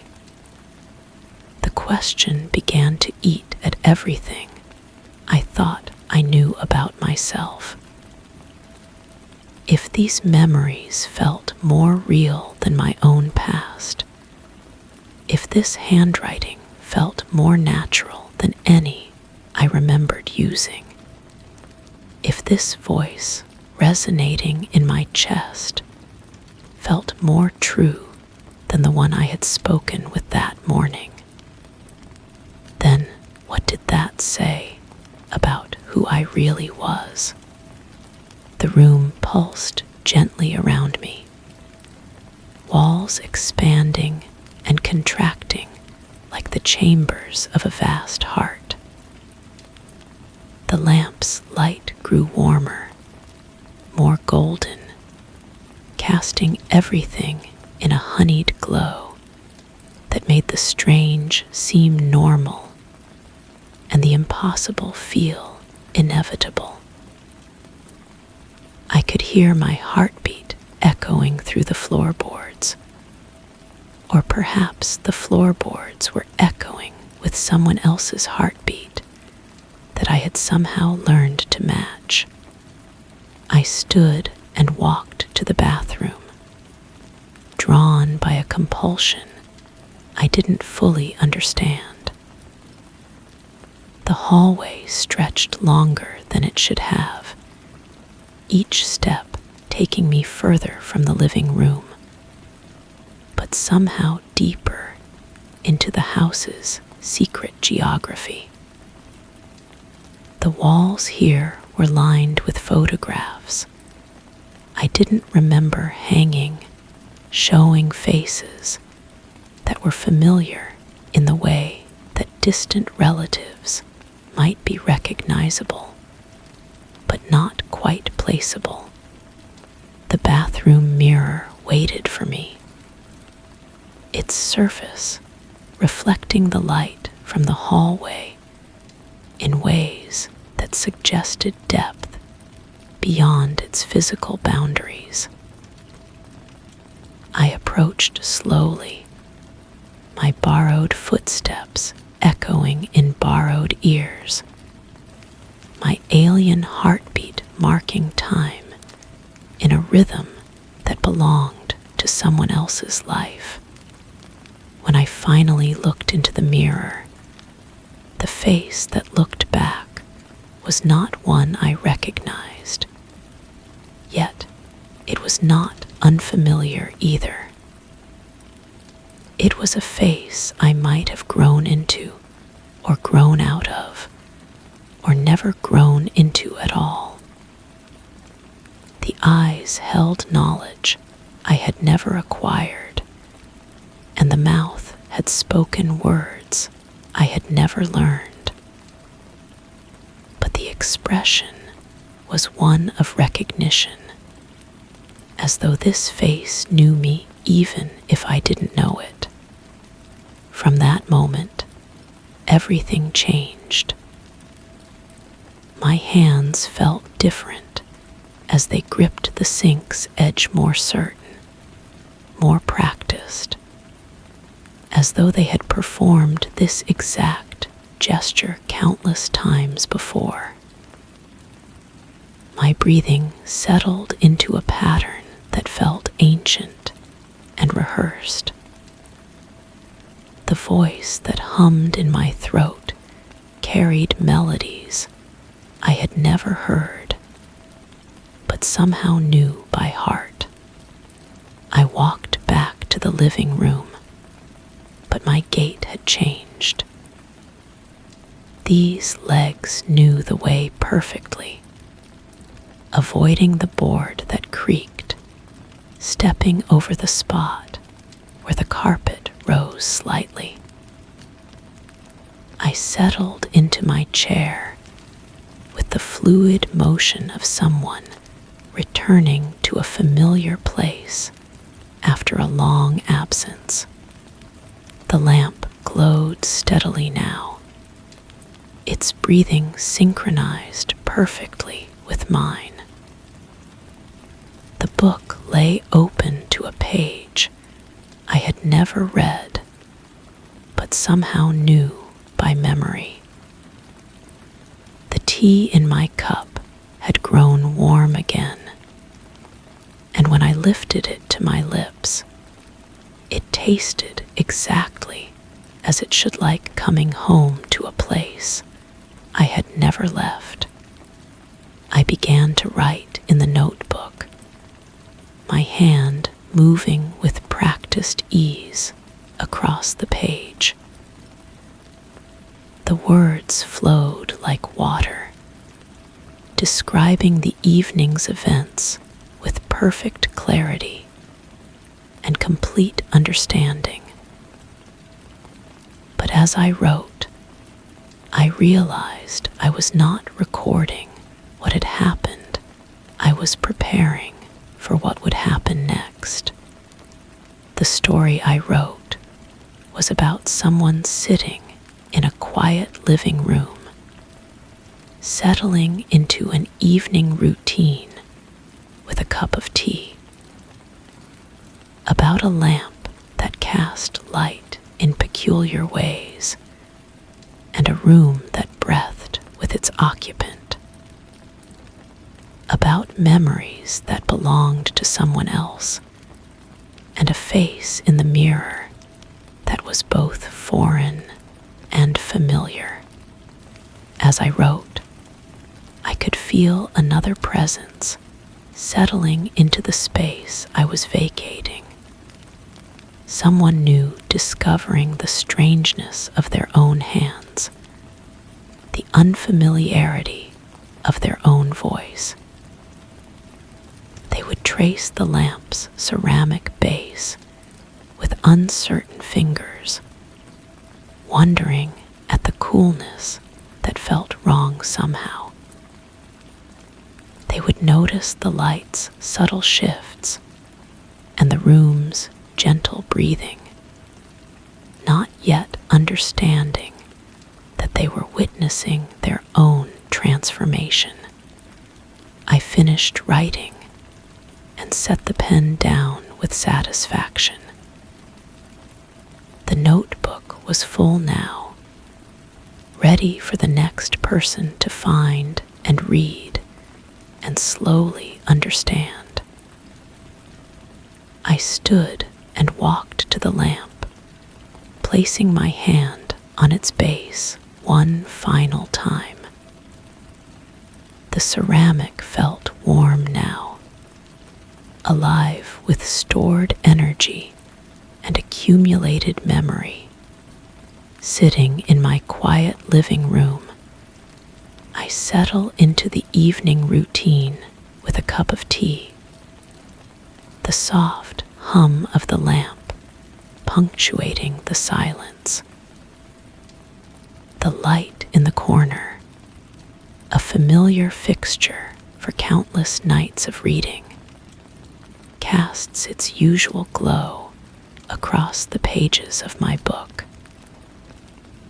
But tonight, something feels different about the way the light moves, as if it carries knowledge from all the evenings that came before. I lean closer, my fingers finding the smooth ceramic base, the warmth both comforting and somehow inevitable. Story 7. The keys lay on the kitchen counter, familiar in their metallic simplicity. Each morning, the ritual was the same, grasping the cold metal, feeling its weight, the soft jingle that resonated just right. Today, though, they seemed oddly restless. As the sunlight crept through the window, illuminating their smooth, gleaming surfaces, I paused. The keys, in their habitual spot, had arranged themselves differently, an unsettling choreography I couldn't recall. A soft, mechanical scrape whispered as I nudged them, a sound barely there, like a murmur in a hushed room.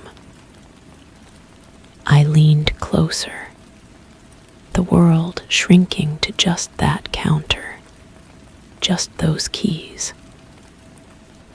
They lay silent now, listening, watching perhaps, and I couldn't quite shake the sense that something was slipping ever so slightly out of place.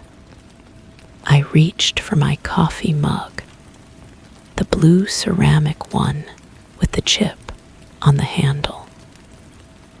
My fingers found smooth porcelain instead. White, pristine. The liquid inside steamed with the same rich aroma, but the taste carried something else, a metallic undertone that coated my tongue. I set it down, watching steam curl upward in spirals that seemed to twist against themselves. The morning routine continued. Shower, dress, gather belongings. But the water ran lukewarm when I remembered adjusting it to scalding. The mirror reflected my face, yet the expression looked unfamiliar, as if someone else had borrowed my features while I slept. I blinked. The reflection blinked back, but the timing felt fractionally off. Downstairs again, the keys waited. I could have sworn I'd already taken them, felt their weight in my palm, heard that distinctive jingle. Yet there they were, arranged in the same unsettling pattern. 3 keys on a silver ring. No, 4 keys. I counted again. 3. The house key, the car key, the small brass one I'd never identified. The 4th key flickered in and out of existence, like a thought I couldn't quite grasp. The drive to work unfolded in familiar territory. Traffic lights, crosswalks, the the same storefronts lining the street. But the coffee shop on the corner displayed a different sign, red letters, where I remembered blue. The intersection where I always turned left stretched straight ahead instead, forcing me down an unfamiliar route that somehow led to the same destination. At my desk, I opened the laptop and found documents I didn't remember creating. Meeting notes in my handwriting, but the words felt foreign. Someone had scheduled appointments, responded to emails, completed tasks while wearing my identity like an ill-fitting coat. The phone rang.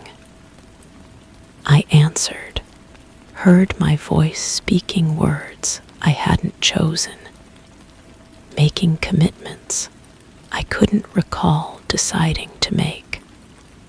The day blurred past in fragments, conversations that echoed strangely, as if the words were bouncing off invisible walls. Lunch tasted like cardboard, though everyone else seemed to enjoy theirs.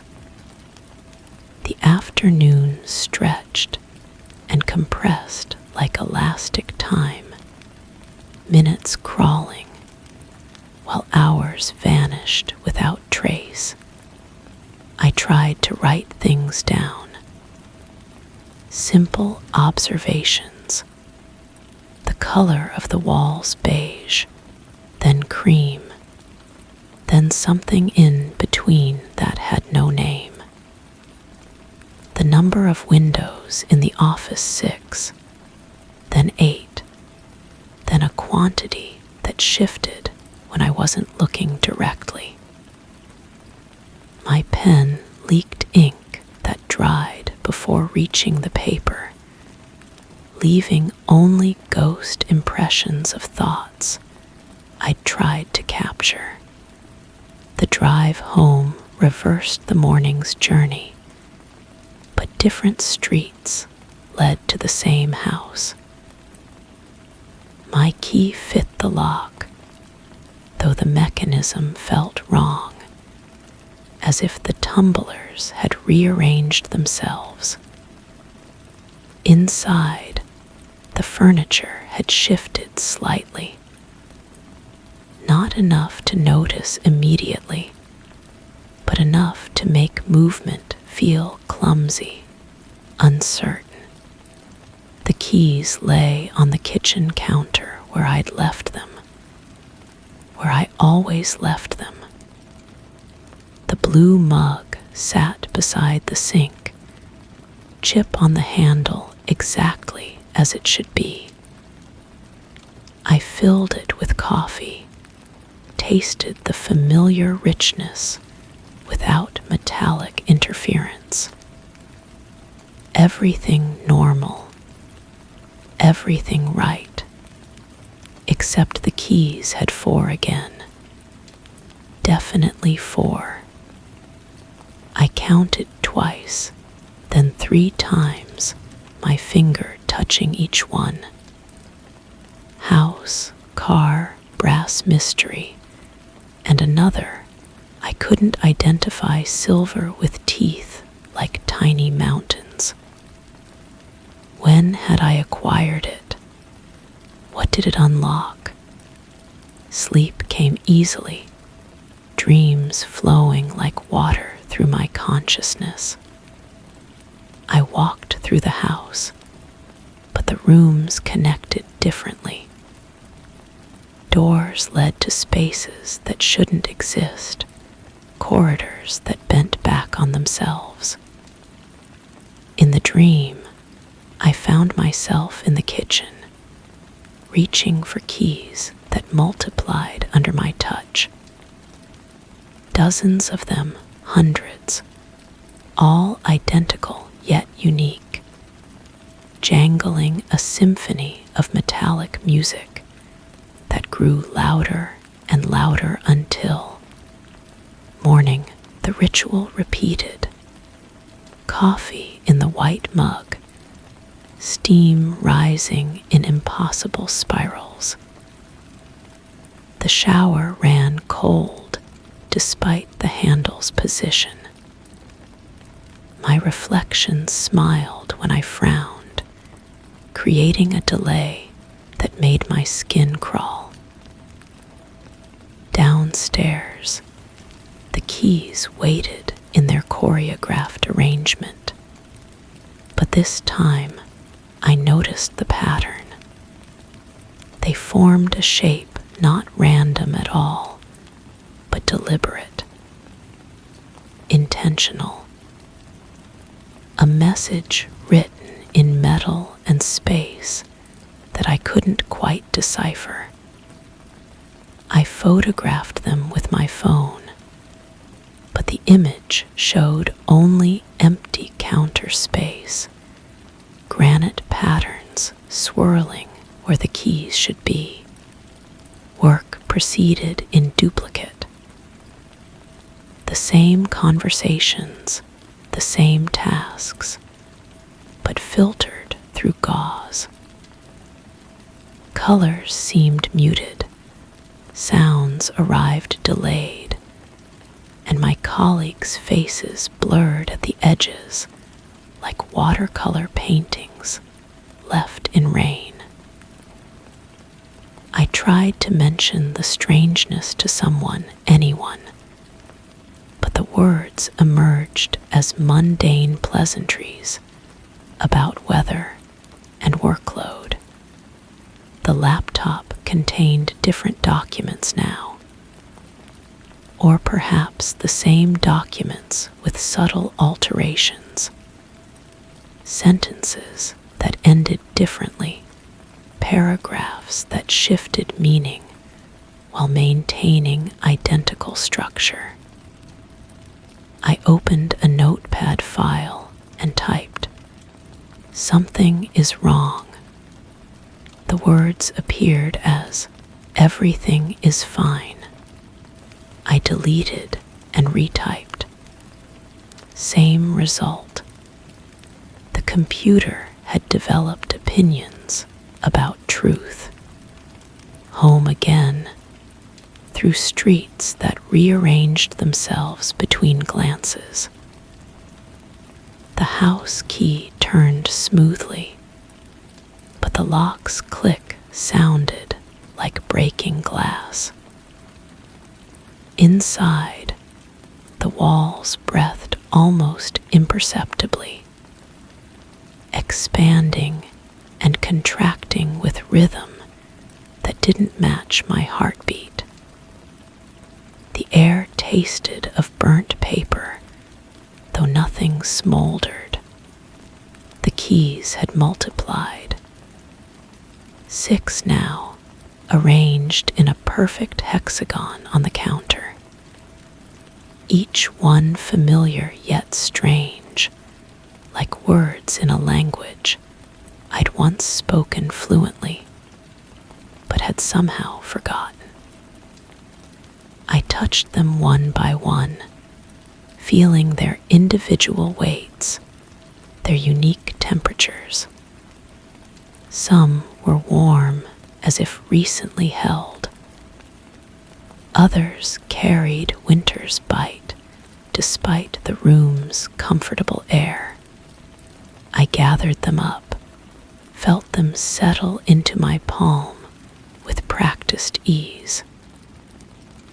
Their jingle sounded different, not the cheerful chime of morning routine, but something more complex, harmonic, musical in a way that made my teeth ache. I set them down quickly, watched them arrange themselves into the hexagon without my guidance. That night, I didn't dream. Or perhaps I dreamed of not dreaming, consciousness folding in on itself like origami made of thought. I woke, or thought I woke, to find myself standing in the kitchen, hand extended toward the counter, where shadows of keys cast themselves without keys to cast them. The shadows were warm to the touch, solid as metal, jingling with phantom sound. The morning routine had become fluid, each step flowing into the next without conscious decision. Coffee appeared in my hands. Shower water cascaded over skin I couldn't quite feel. Clothes dressed themselves on a body that might or might not belong to me. The mirror showed faces plural now, overlapping like double-exposed photographs. All familiar, all strangers. The keys numbered 7, then 5, then a quantity that existed between numbers. I stopped counting, stopped trying to impose logic on their multiplying simplicity. They knew what they were. I was the one who had forgotten. At work, I discovered I'd been promoted to a position I'd never applied for, in a department that didn't exist yesterday. My new office had no windows, but sunlight streamed through the walls anyway, casting shadows that pointed in impossible directions. The computer contained a lifetime of work I'd never done. Emails from people I'd never met who wrote as if we'd known each other for years. I tried calling my own phone from the office line, hoping to hear my real voice, to anchor myself in something genuine. The call connected, but the voice that answered wasn't mine, though it claimed to be. Spoke with my inflections, knew my thoughts before I thought them. We had a conversation about the weather, about work, about the strange behavior of keys that multiplied when observed too closely. The voice on the phone laughed at something I hadn't said, agreed with opinions I didn't hold, made plans I wouldn't keep. Before hanging up, it said, "See you at home," in a tone that suggested it had been living there longer than I had. Home was different. The same house, but viewed through a lens that bent reality at the edges. Rooms connected in new configurations. Hallways led to destinations that defied the building's footprint. The kitchen existed in multiple locations simultaneously. I could enter it from the living room, the bedroom, the basement I'd never had. In each kitchen, keys waited on the counter. Different arrangements, different quantities, but always that sense of purposeful choreography.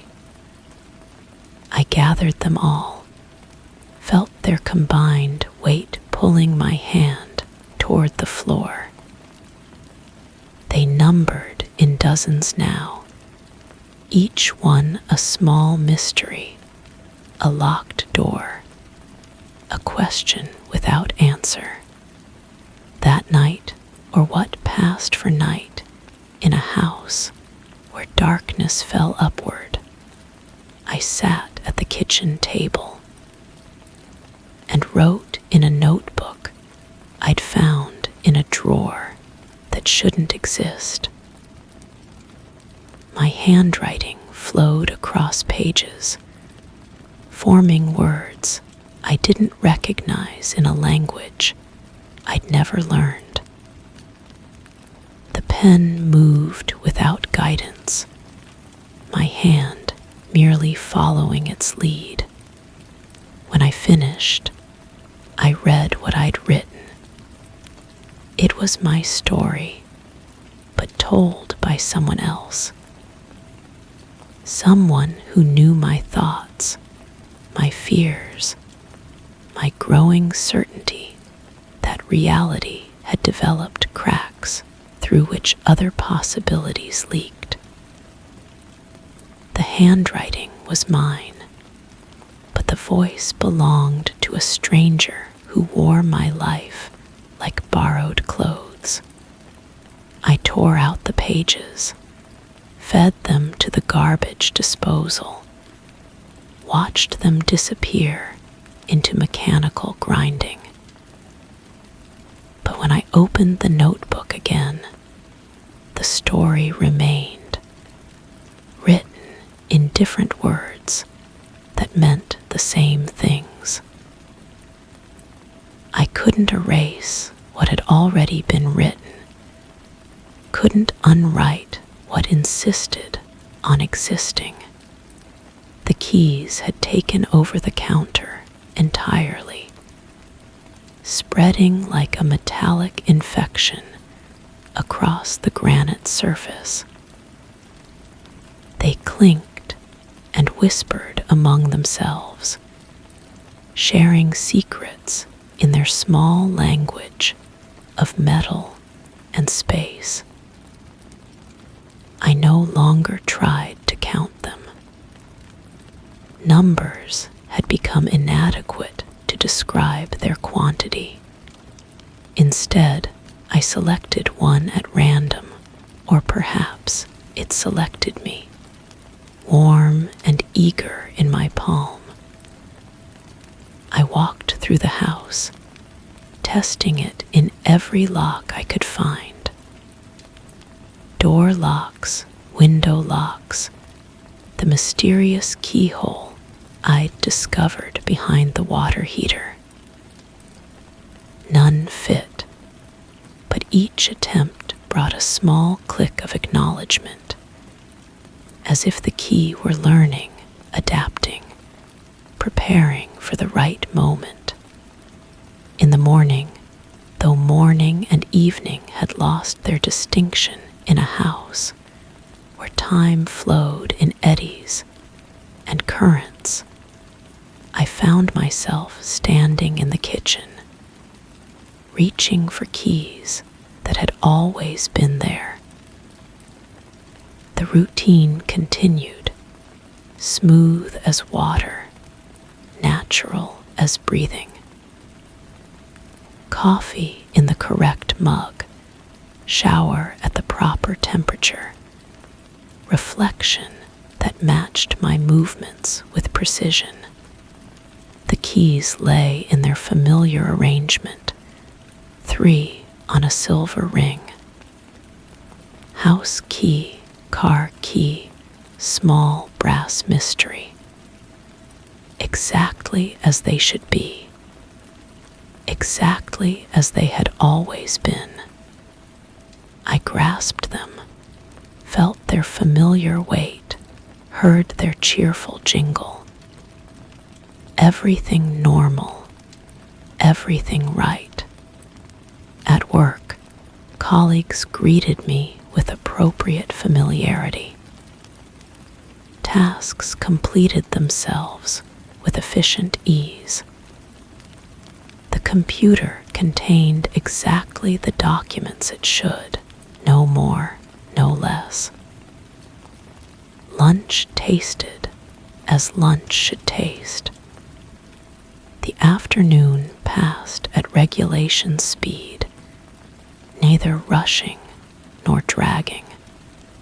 Home again, through streets that maintained their proper configuration. The house key turned in its designated lock, producing the expected click. Inside, furniture occupied its assigned positions, rooms connected according to architectural logic. The air carried no scent of burnt paper, no taste of metallic possibility. The keys rested on the kitchen counter in perfect order. 3 keys on a silver ring, arranged with mathematical precision. I counted them 1, 2, 3, and felt satisfied by their quantity. Everything as it should be. Everything exactly right. I prepared dinner with mechanical efficiency, movements smooth and purposeful. The knife cut vegetables with precise strokes. The stove heated to optimal temperature. Flavors combined in harmony. I ate while reading a book I'd chosen from my shelf, words flowing past my eyes in orderly progression. Before sleep, I performed the evening routine. Doors locked, lights extinguished, teeth brushed with regulation thoroughness.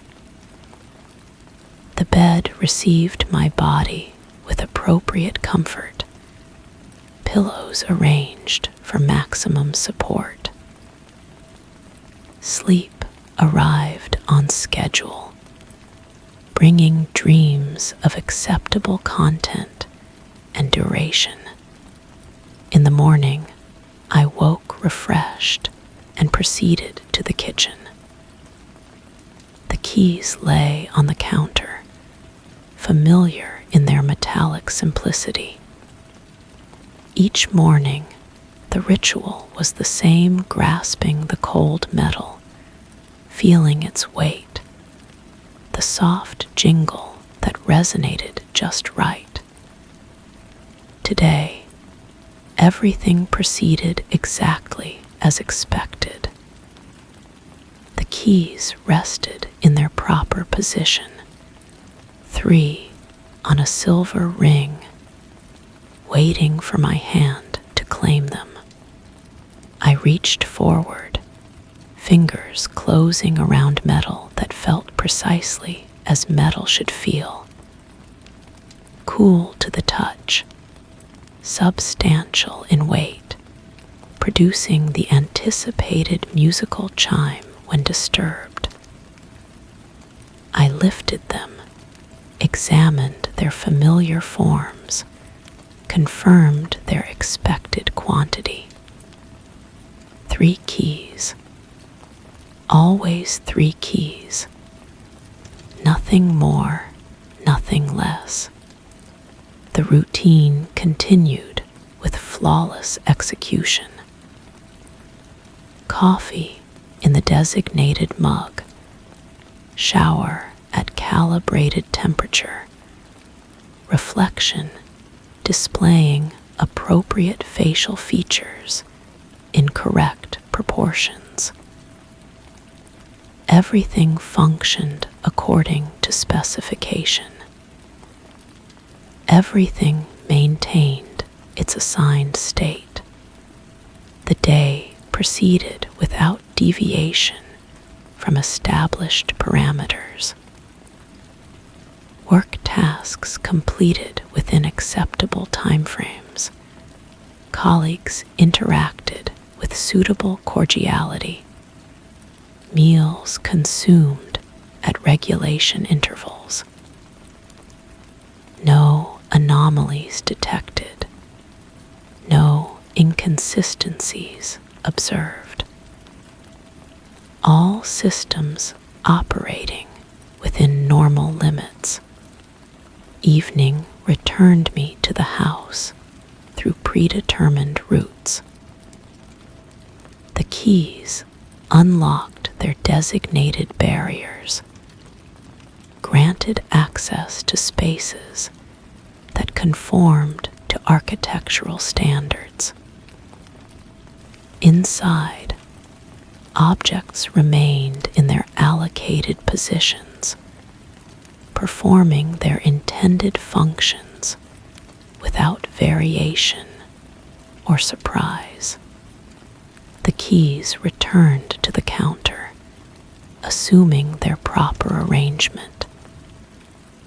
3 keys on a silver ring, positioned with geometric accuracy.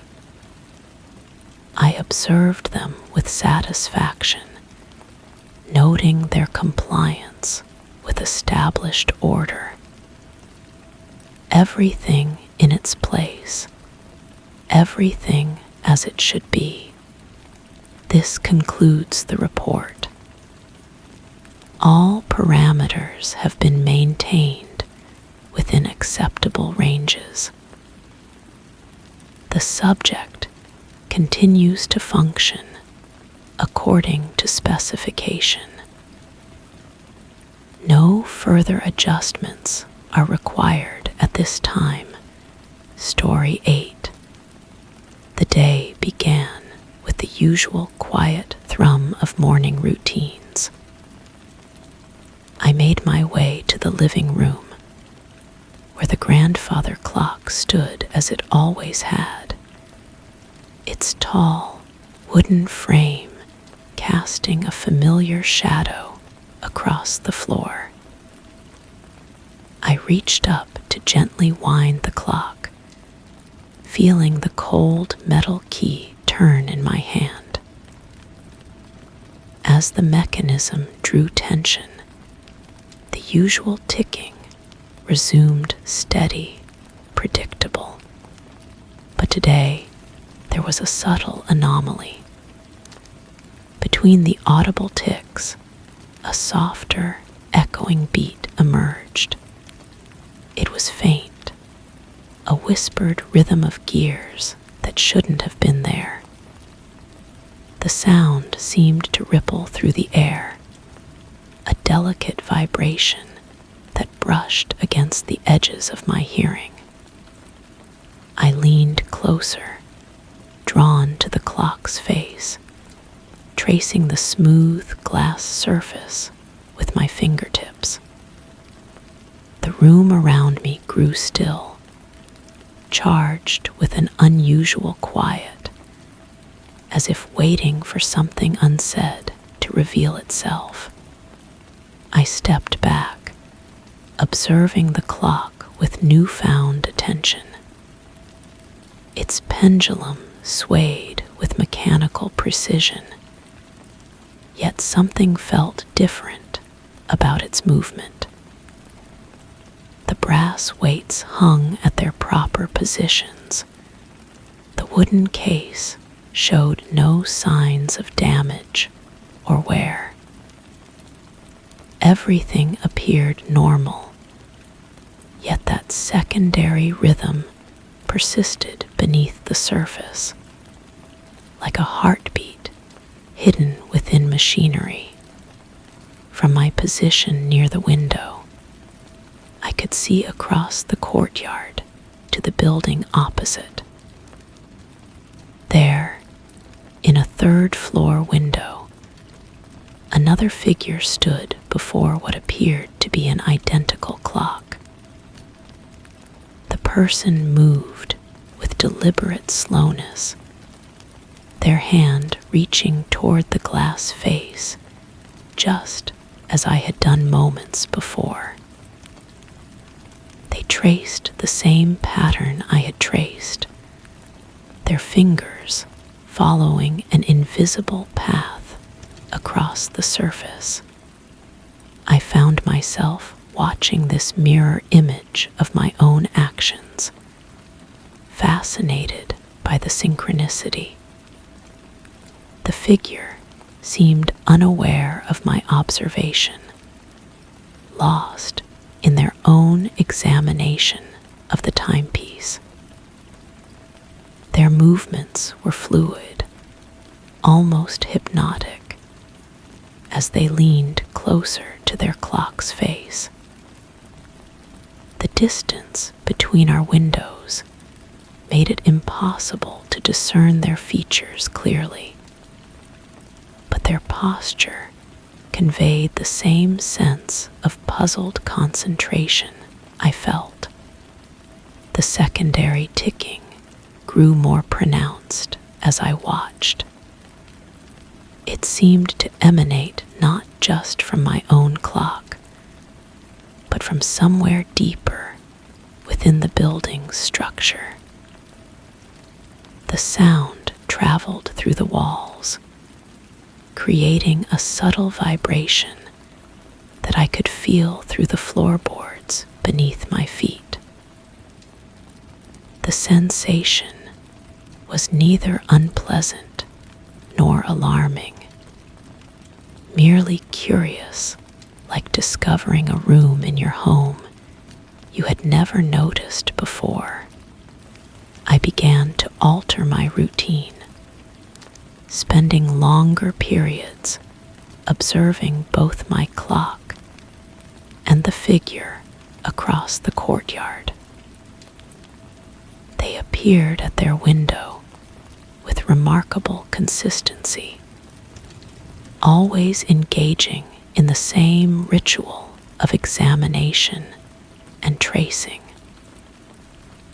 Sometimes they would remain motionless for extended periods, their face pressed close to the glass, as if listening for something within the mechanism. The building's acoustics seemed to shift during these observation sessions.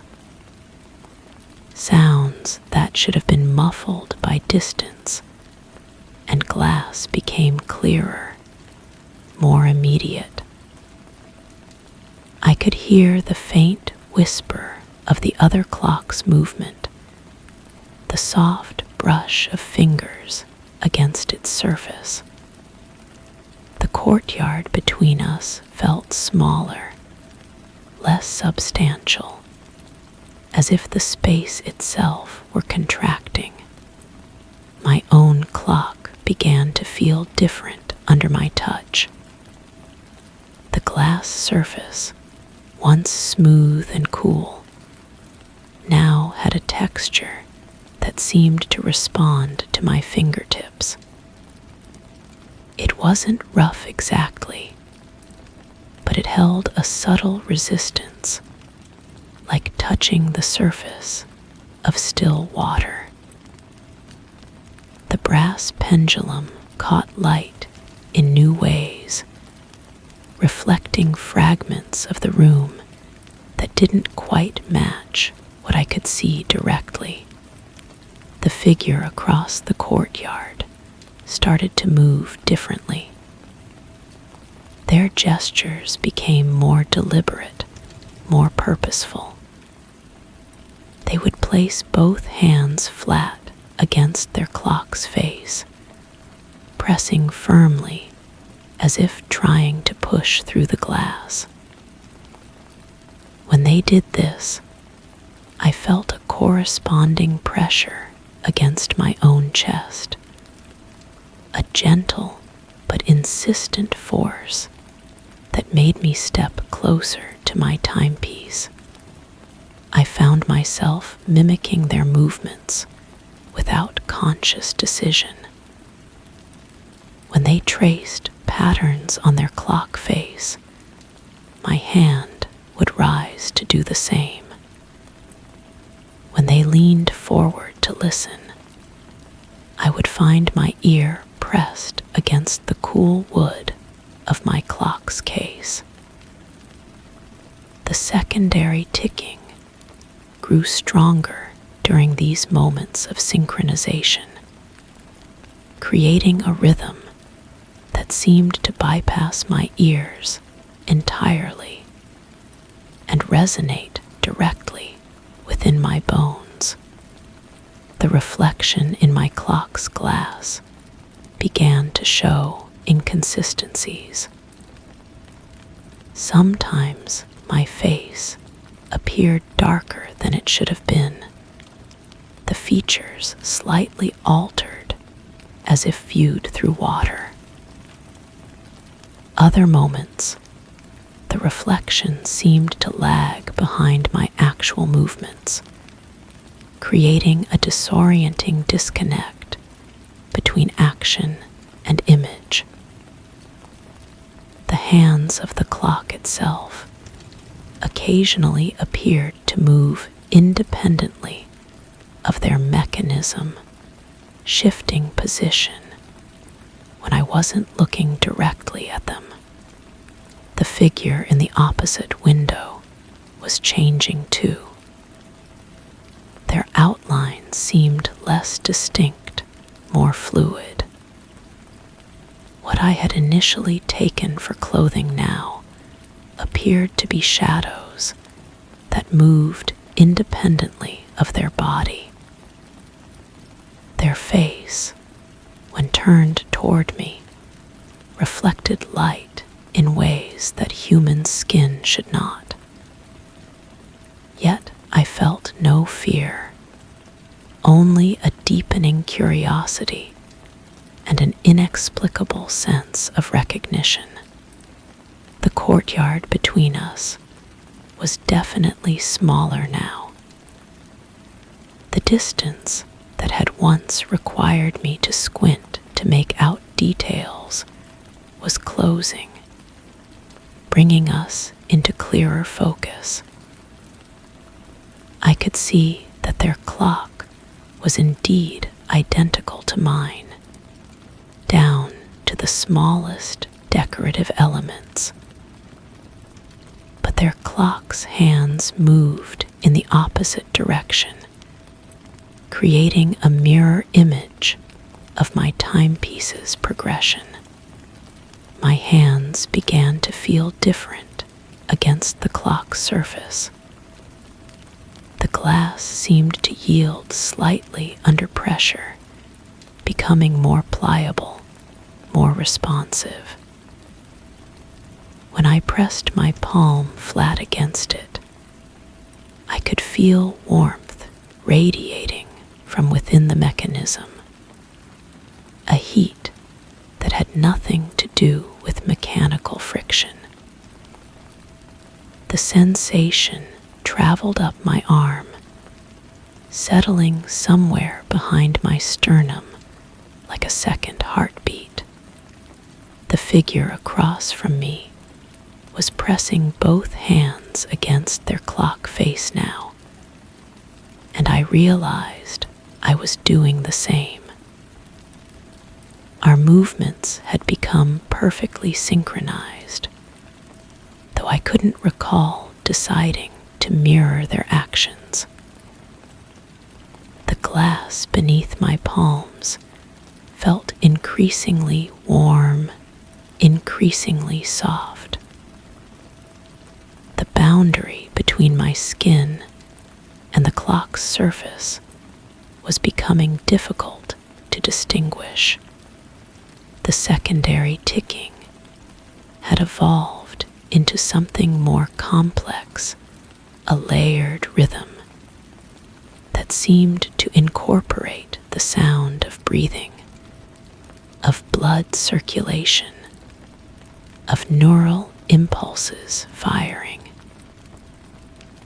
It was no longer coming from the clock, but from everywhere at once, filling the space between the walls and flowing through the narrowing gap of the courtyard. When I looked at the figure now, I saw that they were looking back at me with the same intensity I felt. But their face was my face, and their hands pressed against the glass were my hands. The clock they touched was my clock, and the room they stood in was my room. The courtyard had vanished entirely, leaving only the reflection of myself in the clock's glass, though I stood several feet away from it. The glass surface rippled like liquid mercury. My reflection began to move independently, pressing from the other side as I pressed from this side. The warmth spread through my entire body, and I realized that the ticking I heard was my own pulse, amplified and echoed back through the mechanism of the clock. The grandfather clock was no longer an object in my room, but a window, a doorway, a membrane between what I was and what I was becoming. My reflection smiled at me from within the glass, though I felt no expression change on my own face. Its eyes held knowledge that I did not yet possess, but would soon understand. The hands of the clock began to move more rapidly, their motion creating a blur of brass against the white face. The ticking accelerated until it became a continuous hum that filled every cell of my body. I am no longer standing in the room observing the clock. I am within the glass, looking out at the empty space where I once stood. The room appears different from this perspective, larger, more hollow, filled with shadows that move without cause. The floorboards where I stood show no impression, no evidence that anyone was ever there. The mechanism surrounds me now, its gears and springs extending infinitely in all directions. I move among them with perfect understanding, my form adapted to this new environment. The ticking that once seemed external now originates from within me, each beat a decision, each rhythm a thought made manifest. Through the glass, I watch the empty room with patient attention. Soon, another figure will approach the clock, drawn by the subtle anomaly in its rhythm. They will trace patterns on the glass surface and lean close to listen.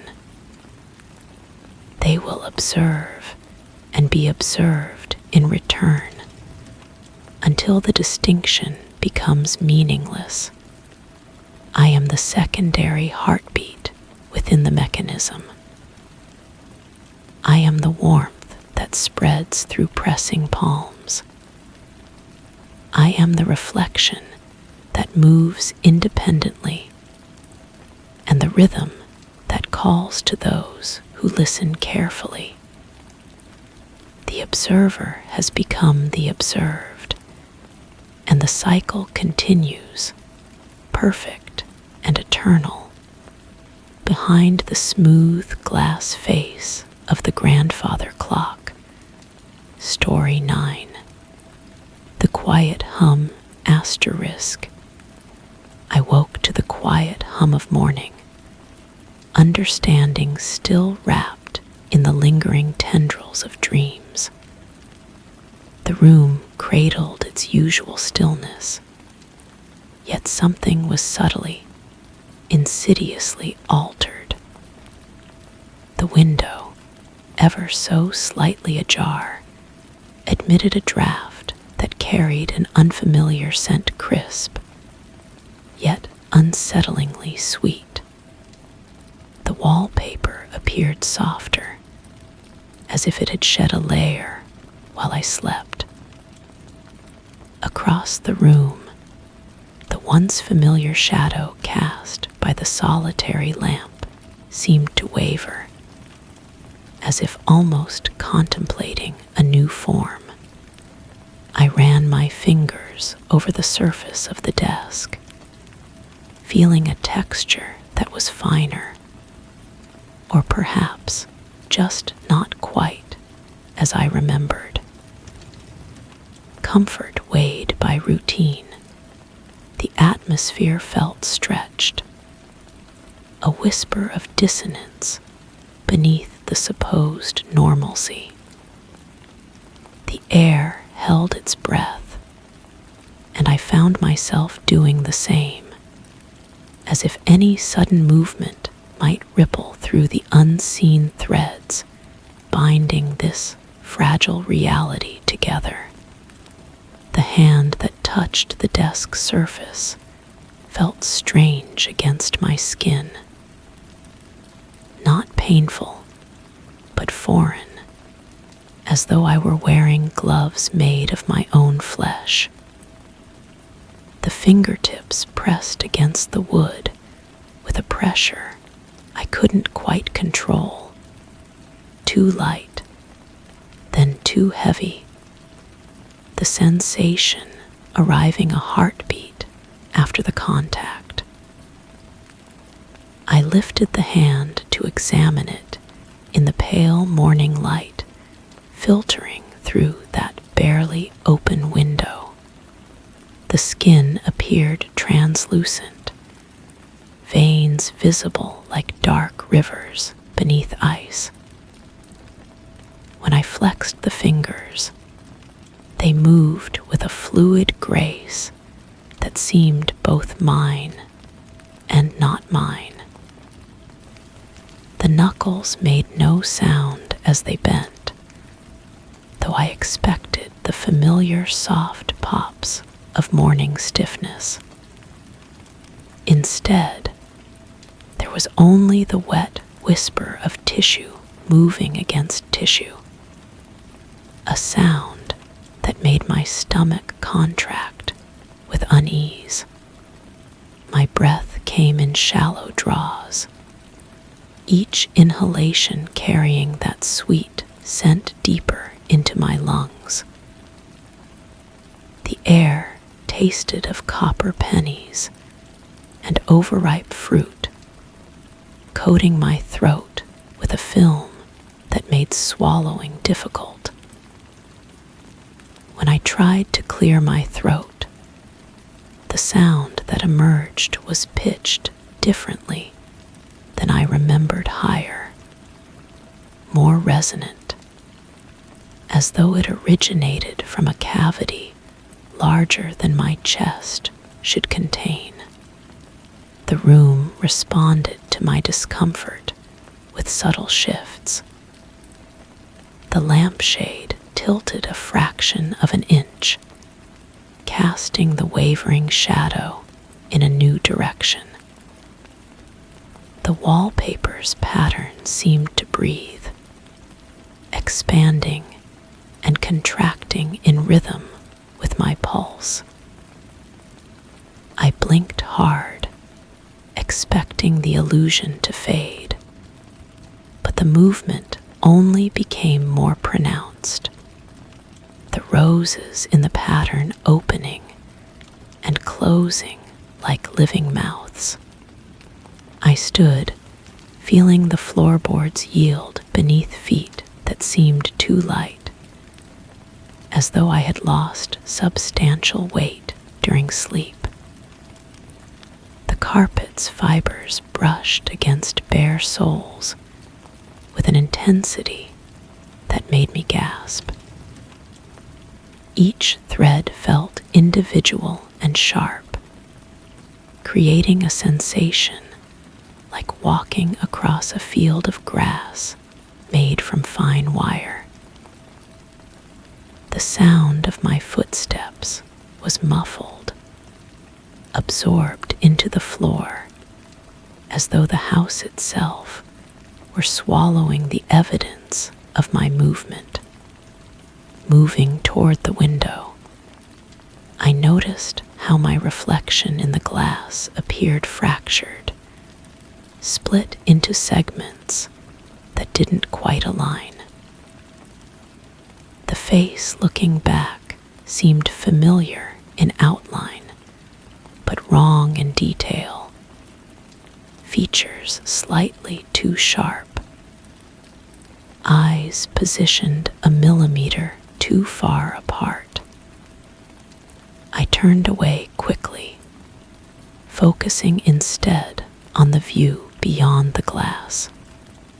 The garden outside pulsed with colors that had no names, flowers that shifted between species as I watched. A tree that had been bare the evening before now bore fruit that gleamed like polished stones. The grass moved without wind, each blade bending in patterns that spelled words in a language I couldn't read, but somehow understood meant danger. Inside my chest, my heart beat with an irregular rhythm that seemed to echo through the walls. The sound bounced back to me altered, as though the house were correcting the tempo, teaching my body a new song. I pressed my palm against my ribs, feeling the vibration travel up my arm and into my shoulder, where it settled like a purring cat made of electricity. Memories began to surface that weren't mine.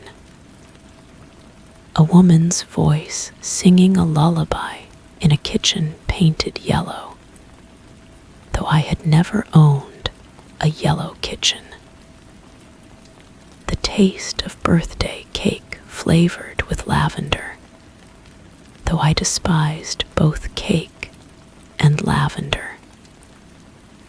The sensation of small hands, a child's hands braiding hair that fell past my waist, though my hair had never grown beyond my shoulders. I found myself humming the lullaby, the melody flowing from my throat without conscious thought. The words came too, in a voice that sounded like mine, but carried inflections I had never used. The song spoke of sleeping beneath stars that weren't stars, of dreams that leaked into waking, of children who grew backward into the earth. The notebook on my desk lay open to pages covered in handwriting I recognized as my own, though I couldn't remember writing the words. The entries described sensations I was experiencing now, the strange texture of my skin, the altered pitch of my voice, the way the room breathed around me. But the dates at the top of each page were impossible, written in ink that shifted color as I read.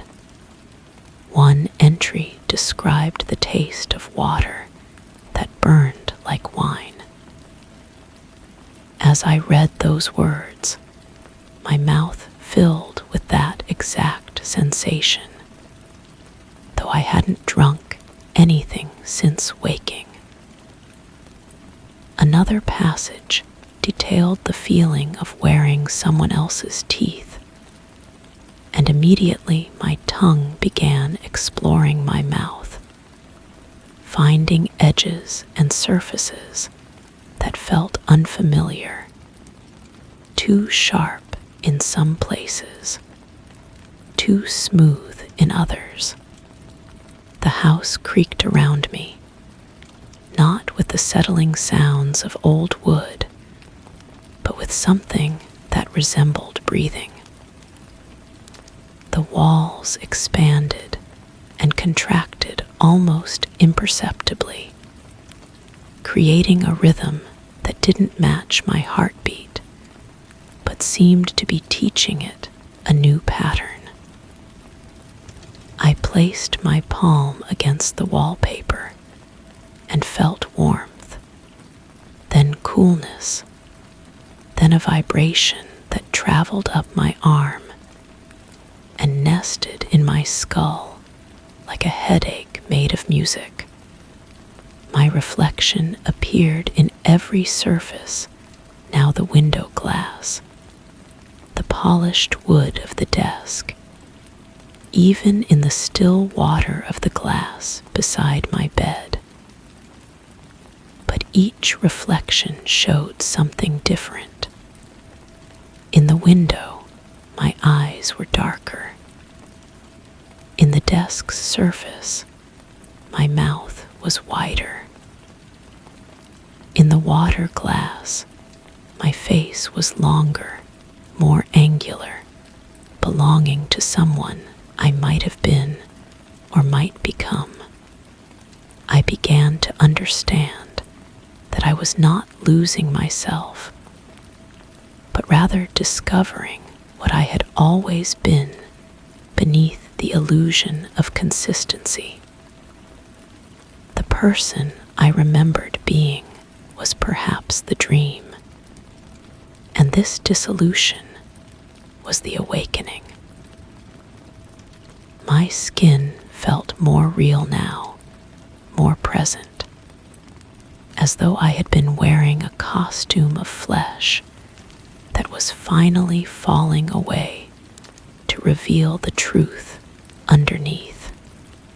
The voice in my throat grew stronger, more confident, though it no longer sounded entirely human. When I spoke aloud, testing its range, the words came out in harmonies, multiple tones weaving together into something that resembled music more than speech.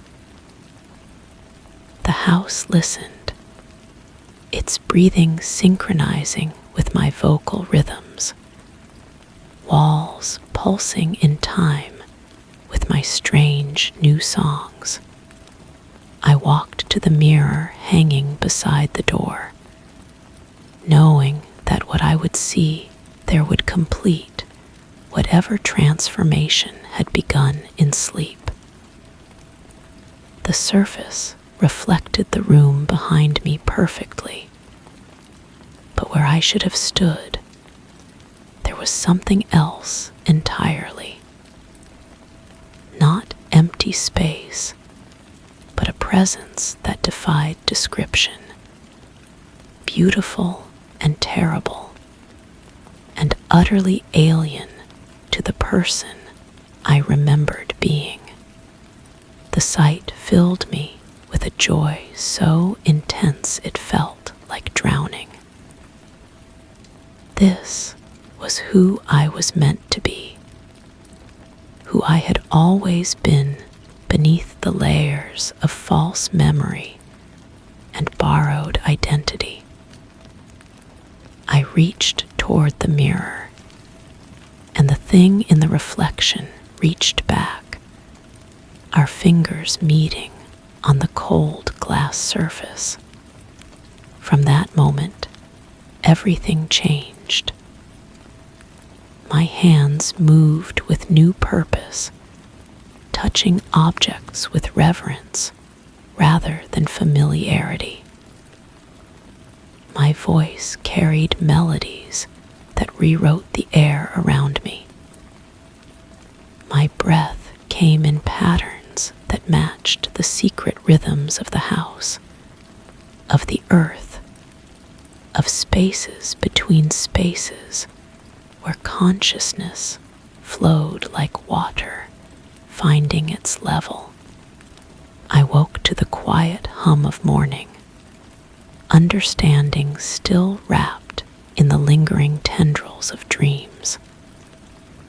The room cradled its usual stillness, yet something was subtly, insidiously altered. The window, ever so slightly ajar, admitted a draft that carried an unfamiliar scent, crisp, yet unsettlingly sweet. I ran my fingers over the surface of the desk, feeling a texture that was exactly as it should be, as it had always been, as it would always be. The hand that touched the wood was perfectly my own, had always been my own, though somewhere in the depths of borrowed memory, I recalled a time when it had felt foreign. But that was someone else's dream, someone else's confusion. I am exactly who I have always been, and the house breathes with me, and the walls pulse with my heartbeat, and everything is as it should be in this quiet, humming morning that stretches endlessly forward into itself. Story 10. The coffee cup trembles in my hands as I write this. The melody stopped mid-note today, like someone lifted the needle from a record. But there is no record player here. There never has been. I keep searching for one anyway, my fingers trailing along dusty surfaces, finding nothing but the persistent hum of silence where music should be. I found myself standing in the kitchen this morning, though I don't remember walking there. The porcelain figurine was in my palm, warm as if it had been sitting in sunlight. But the curtains were drawn. They're always drawn now. When I placed it back on the mantel, it tilted the exact same way, casting that familiar shadow across the wall. The music box. That's what I've started calling it in my head, though I still can't locate the source. 3 notes ascending, 2 descending, then a pause that makes my chest tighten. I've been humming along without realizing it. My neighbor knocked yesterday, asking if I was all right. She said I'd been humming the same tune for hours through the thin walls. I don't remember having a neighbor. The figurine moved. I'm certain of it. Not while I was watching, but between glances. Like those childhood games where statues only move when you're not looking. I've started marking its position with a pencil line on the mantel. The line keeps appearing in different places, though I only remember making one mark. Coffee tastes like copper now. Everything tastes like copper. I keep brewing fresh pots, but the flavor remains. The scent still lingers from yesterday, or maybe the day before. Time feels thick here, like moving through honey. The melody helps mark the passage, but even that has become unreliable.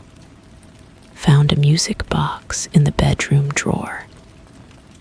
Small, wooden, with a ballerina that spins when wound.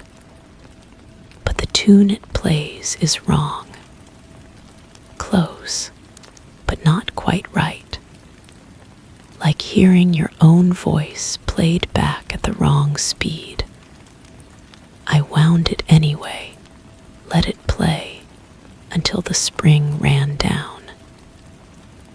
The silence afterward felt heavier than before. The ballerina's face looks like mine.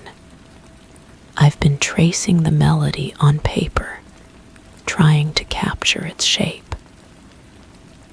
The notes form patterns that hurt to look at directly. Spirals within spirals, mathematical and organic at once. My hand moves without conscious direction, filling page after page with the same twisted notation. The pencil lead has worn down to nothing, but the marks keep appearing. The figurine is gone from the mantel. I've searched every room, every drawer, every corner, but I can still see its shadow on the wall, tilted at that impossible angle. The shadow moves independently now, growing longer as the day progresses, though no light source shifts to account for the change. I am the figurine, or the figurine is me. The distinction blurs when the melody plays. I catch myself tilting my head at the same angle, casting the same shadow. My reflection in the bathroom mirror shows porcelain skin, painted features that don't quite align with what I remember of my face. The music box ballerina has stopped spinning. She stands perfectly still, arms raised, eyes fixed on something I cannot see. When I wind the mechanism, she doesn't move, but the melody continues to play. Not from the box, but from somewhere deeper. From inside the walls, or inside my skull. I understand now. The melody was never coming from outside. It's been playing inside me all along, a tune carved into my bones, written into my blood. The coffee, the figurine, the drawn curtains, they're all part of the same composition. I am both the instrument and the song. The pencil marks on the mantel have formed words, though I don't remember writing them. They spell out the melody in a language I've never learned, but somehow understand. The shadow on the wall dances to the rhythm, growing darker, more substantial. Soon, it will be more real than I am. I can't stop humming. The tune has taken root in my throat, vibrating through my chest, resonating in my bones. My neighbor hasn't knocked again. I don't think there ever was a neighbor. Just the echo of of my own voice, humming back at me through walls that grow thinner with each passing refrain. The ballerina blinks. I'm sure of it. Her painted eyes track my movement across the room. The music box sits open on the table, silent, but somehow still playing. I wind it compulsively, though the spring offers no resistance. My fingers move in time with the melody, conducting an orchestra of one. I am writing this with a pencil that no longer exists, on paper that feels like porcelain under my fingers. The words appear before I think them, as if the melody itself is composing this account. The coffee cup sits empty beside me, but I can still taste copper on my tongue. The shadow has consumed the wall. It spreads across the ceiling, reaching toward me with arms that mirror my own movements. When I raise my hand, it raises its hand. When I tilt my head, it tilts its head. But sometimes, just sometimes, it moves first. I think I understand the tune now. It's not a melody at all. It's a summoning, a calling, a gentle invitation to become something else. The figurine was never missing. It was always here, waiting for me to recognize what I had become. The porcelain skin, the painted smile, the eternal pose. The music plays on,